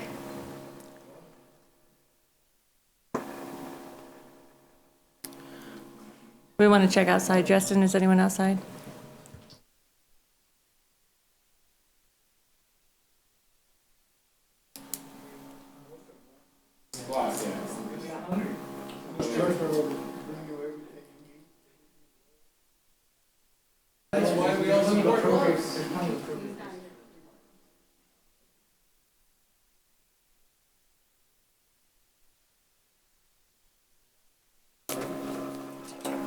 There's a Greg, Weintiott. There we go. There we go. Greg Weintraub, 8936 Blue Jay Lane, and also Chief Financial Officer of Can you spell your Shasta. last name because the writing is. Oh, sure. Thank you. Weintritt. Thank you. You're welcome. So the development agreement presented today is simply a document that protects the city while giving the company a genuine opportunity to build a sustainable business. The city staff will have the authority to stop the company if it ever operates outside the terms of the agreement. At the same time, the legal safeguards added by the city's attorney within this contract ensure that no liability will fall on the city. If this company is successful, the city of Weed will greatly benefit from the added tax revenue and the significant increase in long-term careers for this community. Put simply, whether Shasta Jefferson succeeds or fails, there's really no downside for the city. Thank you for your time. Thanks, Greg.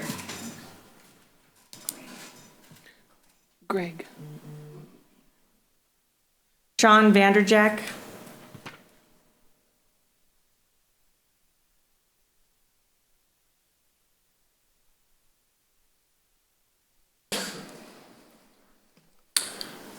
My name is Sean Vanderjack. I'm a vice president of Local Lodge W12. We represent the employees at Roseburg. I'd like to go over some pre-COVID-19 numbers. In California, the poverty rate was 13.4%. Weed, California was 22%. California unemployment was 3.9%.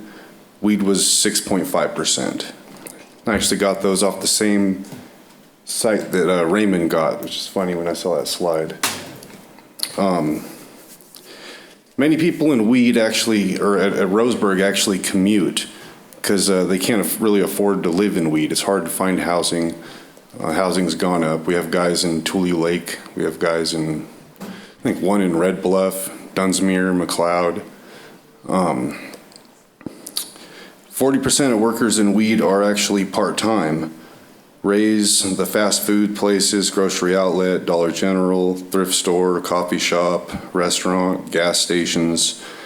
I've got to hear some arguments against this project that were kind of baffling. One argument was that how will businesses keep employees if they have to compete with $20 an hour? Which I thought was kind of a fascinating argument, that we need to keep working people in this town poor so that we can take advantage of them, you know. It will scare away the tourists. I swear if I hear tourism one more time for Weed, California, my head's gonna pop. People come to the Weed Arch and they take a selfie and they leave. They go to my high school that I graduated from and they think it's funny to take a picture and they leave. Tourism implies you have something that's gonna bring people to your town. We are a stop off of I-5, you know, and then a lot of small towns are actually paying companies via tax revenue to come in and save them. I mean, it's happening all across America. And we have a company that is they just want to be a part of our community. They're not asking anything, they want to pay. Another one was, what would Abner Weed think? Mr. Abner Weed passed away in 1917, and the Fair Housing Act that ended segregation wasn't until 1968. So I don't think we should worry about what Abner Weed would think. I'm a union man. I've dedicated the past 10 years of my life, volunteer, to helping bring people out of poverty. That's what we do. Now, you guys have the opportunity, 250 jobs, that's 1 to 5 people per household. There are 600 people in Weed living in poverty. This vote could end that possibly. Thank you. Thank you, Sean.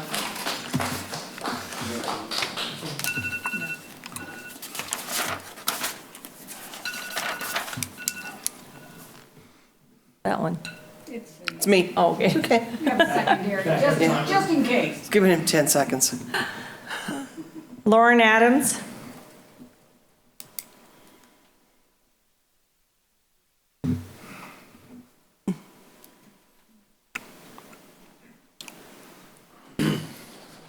Good evening. I'm Lauren Adams. I live at 19305 Carrick Avenue. I'm a veteran. I also am a member of W12 Local Lodge with Sean Vanderjack. So I wanted to touch real fast. As far as the mill goes, we did a curtailment when it switched hands for ownership last November. I was told by some of the higher ups at the mill by this February it would have been back on board. We would have had that shift back. We haven't gotten that.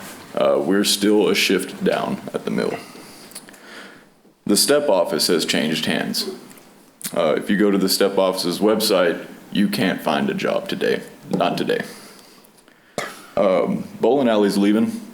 And you know, so on the other side of that coin, I mean, we can open this, allow some people to get up on their feet and get ahead. And that's going to bring other businesses in.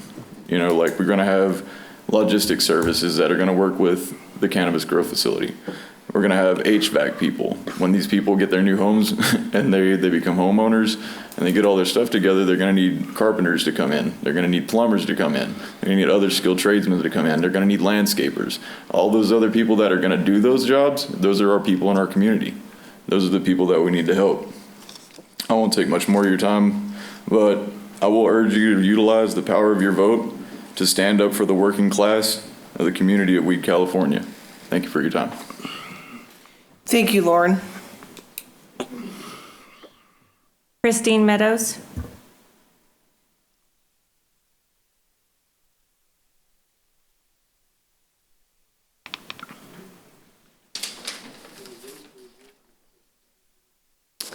Hi, can you guys hear me? Yeah. That's a new concept. My name's Christine Meadows. I live at 11100 North Old Stage Road in Weed. I'd like the City Council to know today that I feel that Shasta Jefferson Growth Incorporated's proposed location of its industry and its development plan is not in the best interest of Weed citizens, their legacy, their morale, or the environment here. I've been a resident of Siskiyou County since 1973. I've lived here in Weed since 1990. I married into a native Weed family, and my children were born here. They attended public school here. They've chosen to stay here, start their own families. They're all now employed here. They pay taxes just like myself and my husband. We're lucky to have all 4 of our parents still living here in Weed with us, so our entire family lives in the zip code.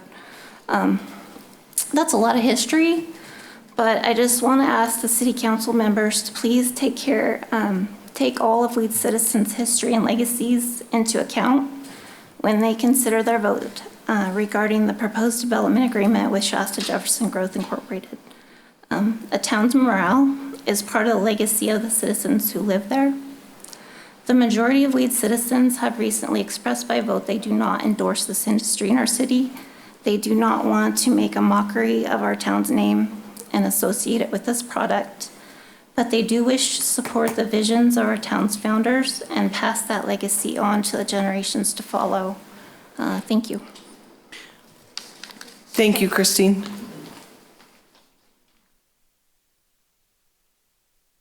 Mark Mazzoni.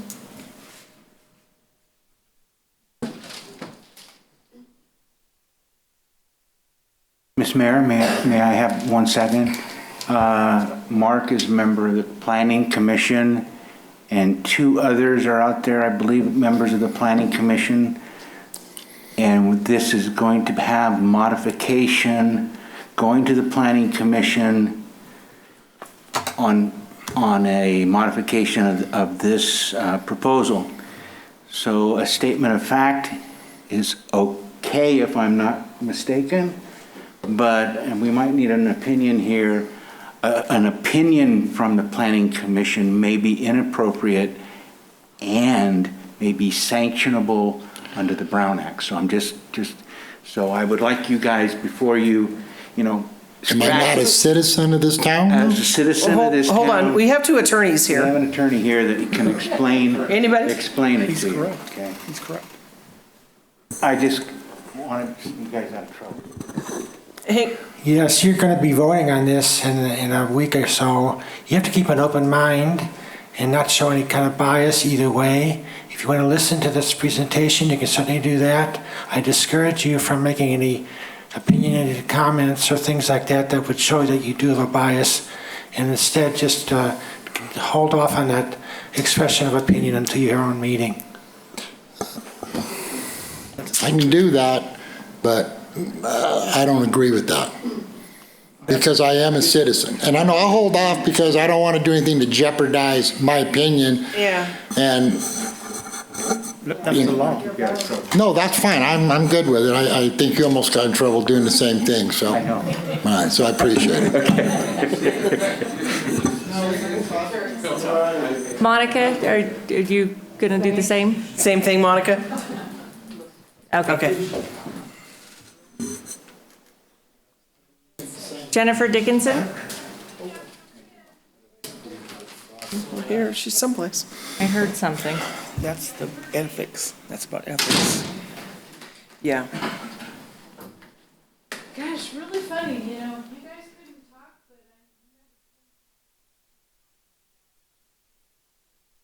but over on the other side of town. Hi, guys. I'm sorry. I'm not really prepared for this. Your name, please, and you don't have to say your address ethically. Name and address. My name is Jennifer Dickinson, and I live at 16730 Cerruto Court, Weed, California. I thank you for your time, and I really thank you for this. I'm here because I helped 175 people sign a referendum here in the city of Weed to not allow commercial indoor grows. That was the license or the ordinance that you guys wanted to put in. And you guys, instead of repealing it, decided that it's going to go before the voters. So I want to just make a few points about what this guy, what Raymond Strack wants to do. And the one thing that I really found that I think you guys should be cautioned on is if you do approve this and the city voters do not want this, you can't stop it. And you want to be representing the city. So I'm going to ask you to please hold off until after the election and see what happens to that no commercial indoor grow referendum that I helped others get signed. I also want to address the job creation. I have heard that California has an oversupply of marijuana at this present stage. And I know you've heard this before, but weed is not gold. This is not a Nike, this is not a Microsoft, and this is not an Intel. This is an industry that is just running into roadblock after roadblock, and I'm just hoping that all of you will consider that before you go forward. Please consider the citizens here in Weed, because if they don't want it and you put it in, that would be a real tragic. Thank you. Thank you, Jennifer. Harry Tobin. Corey. My name is Corey Tobin, 6115 Hogan Drive. I am an employee at Roseburg. I grew up in Siskiyou County. I've lived here for 30 years. I'm a union member of the local lodge W12, and the really stationary job that we have that pays the amount of wage that goes according with our living costs is Roseburg, outside of traveling. I have a family. I have a child that goes to school locally. I like to spend time with my family. Outside of Roseburg, there's no jobs that pay that wage.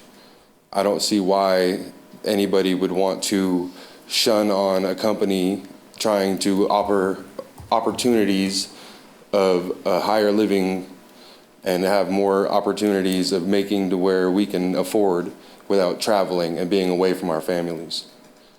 Thank you for your time. Thank you, Corey. Richard Dingus.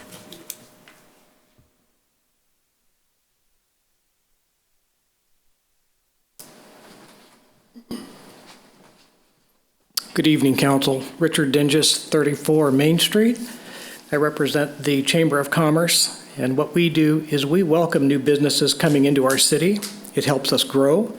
It helps us be strong, and I think we need that right now. It's something that a lot of cities don't have, and we have this opportunity to have a business in this community that can actually hire new people into this community, and they live in this community. And I think that there's been a lot of controversy about weed one way or the other, not the city, but cannabis. And there's a lot of us that didn't like it at first, and we see what's happened with the state laws that have come into being. We've seen what the retail stores have done here in this community. It is a very nice store. It's one of the nicest. And I have to tell you, when Elizabeth had it and invited me over, I was totally against it. And when I saw it and the way it was run, I was very impressed. And one of the nicest, I think, retail businesses in this whole county. We are for this business coming in here because it does promote jobs. And the fact that the biggest concern that we had was the odor. And when we, as being an engineer, looking at businesses that do produce a lot of odor, intense, really bad odors, and I think that weed is one of them. We've looked at the scrubbers that he has, and we have designed for power plants. I was an engineer for a power plant. I was also a designer for a wastewater treatment facility where we had to use scrubbers, and they work 99.9% of the time. They take out most of the odor. There are times when you're going to get it, but it's usually when you have to change out the filters. And the way that Raymond has set this up, he's got backup systems where you won't have that. So we believe that it's going to be a real benefit to weed, and I just feel that the council should really look at this as a benefit to the city of Weed. Thank you. Thank you, Richard. Brandon Cordes?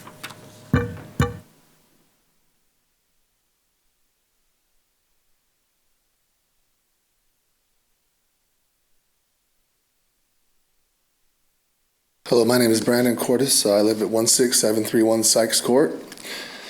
Okay, first and foremost, I'm third generation, born in Weed, California. My roots run deep in this town. I've lived here all my life. I am currently raising my two sons in this wonderful town, and I honestly could say that I love Weed, California with all my heart.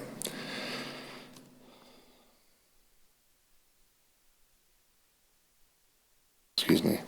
I've been talking with the gentleman. I met them at our local bocce ball league we have, and I just have been kind of picking their brains. And once I heard that there's 250 jobs at $20 an hour, they had me there. We need this in our town. I mean, I'm young enough to remember the IP shutdown, which affected my father, and I remember the trials that we had just to survive. I remember getting in line with my mother to get the free cheese the Great Northern used to pass out. So, I mean, we have people here that are willing to, bend over backwards to do everything with minimal risk to you guys. I'm trying to, some people here, they're addressing all the roadblocks in the cannabis industry. I hate to say it, but it's not going anywhere. It's going to be legal, in our country. And there's all the roadblocks that are, possibly coming. Well, we have some people here that are willing to attack those roadblocks the right way and go, and go forward. So I fully 100% support jobs in Weed, California, and I hope that you guys can see that we need that in this town. Thank you. Thank you, Brandon. Oh, that's it? Is there anybody else? Nobody else out there in the mystery room? Okay. Raymond. Yeah. So just to speak very briefly to the opponent arguments, to Ms. Meadows, I would love to have the opportunity to have a conversation with you and explain how we are not in any way, shape, or form attempting to attack the town's legacy. In fact, we're trying to enhance it and to create a new legacy moving forward.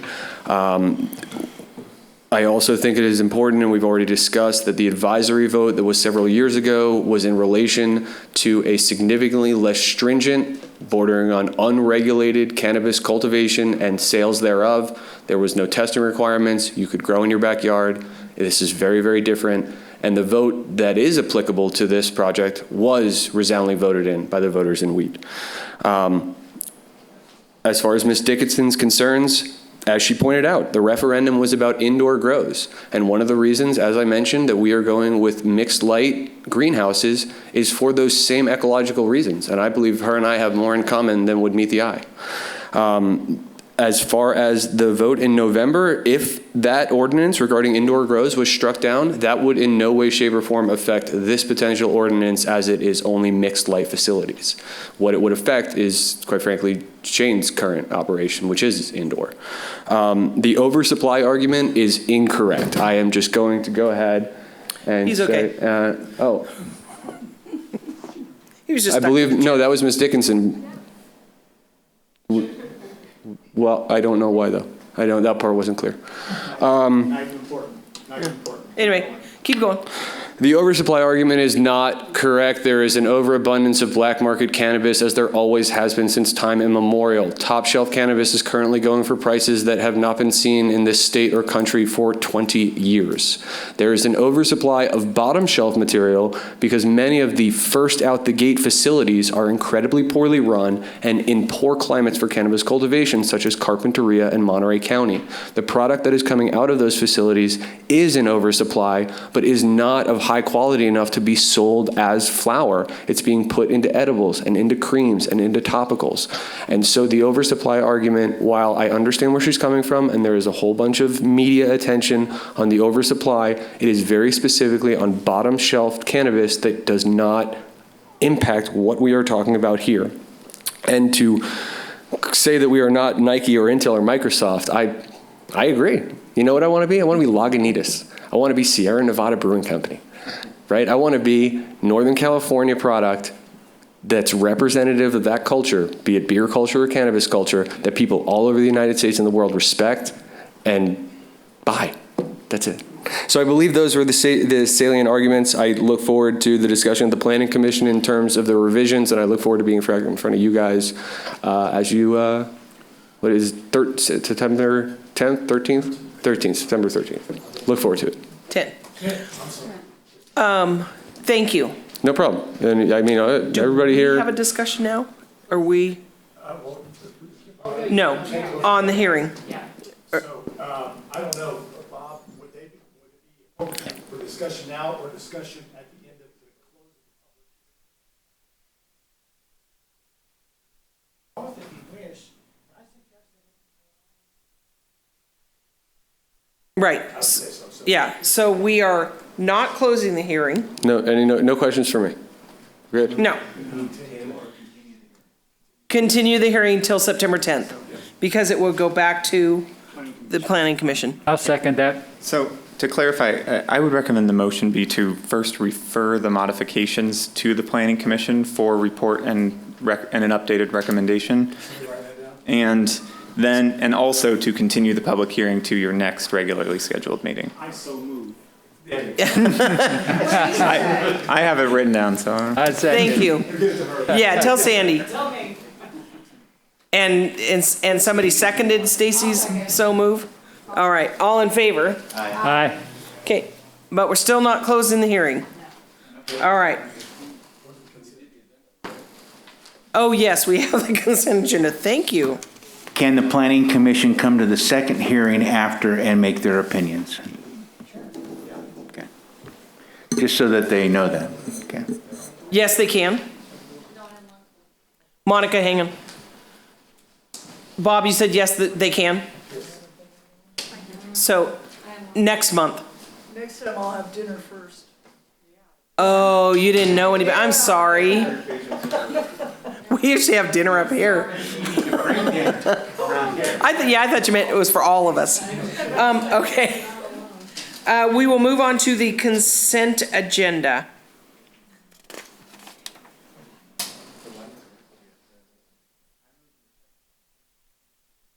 Thank you.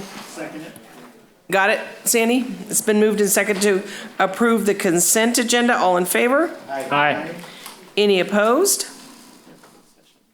Okay. And we are going to adjourn to close session. Oh, yeah, staff report. Oh, Sandy? Tim? Craig? Justin, anything to say? Bob? You see, they don't dare. Who asked that? They don't dare say it. Craig, do you have anything to say? No. Well, yeah, I got lost. How about lights? Are they lit when I go home?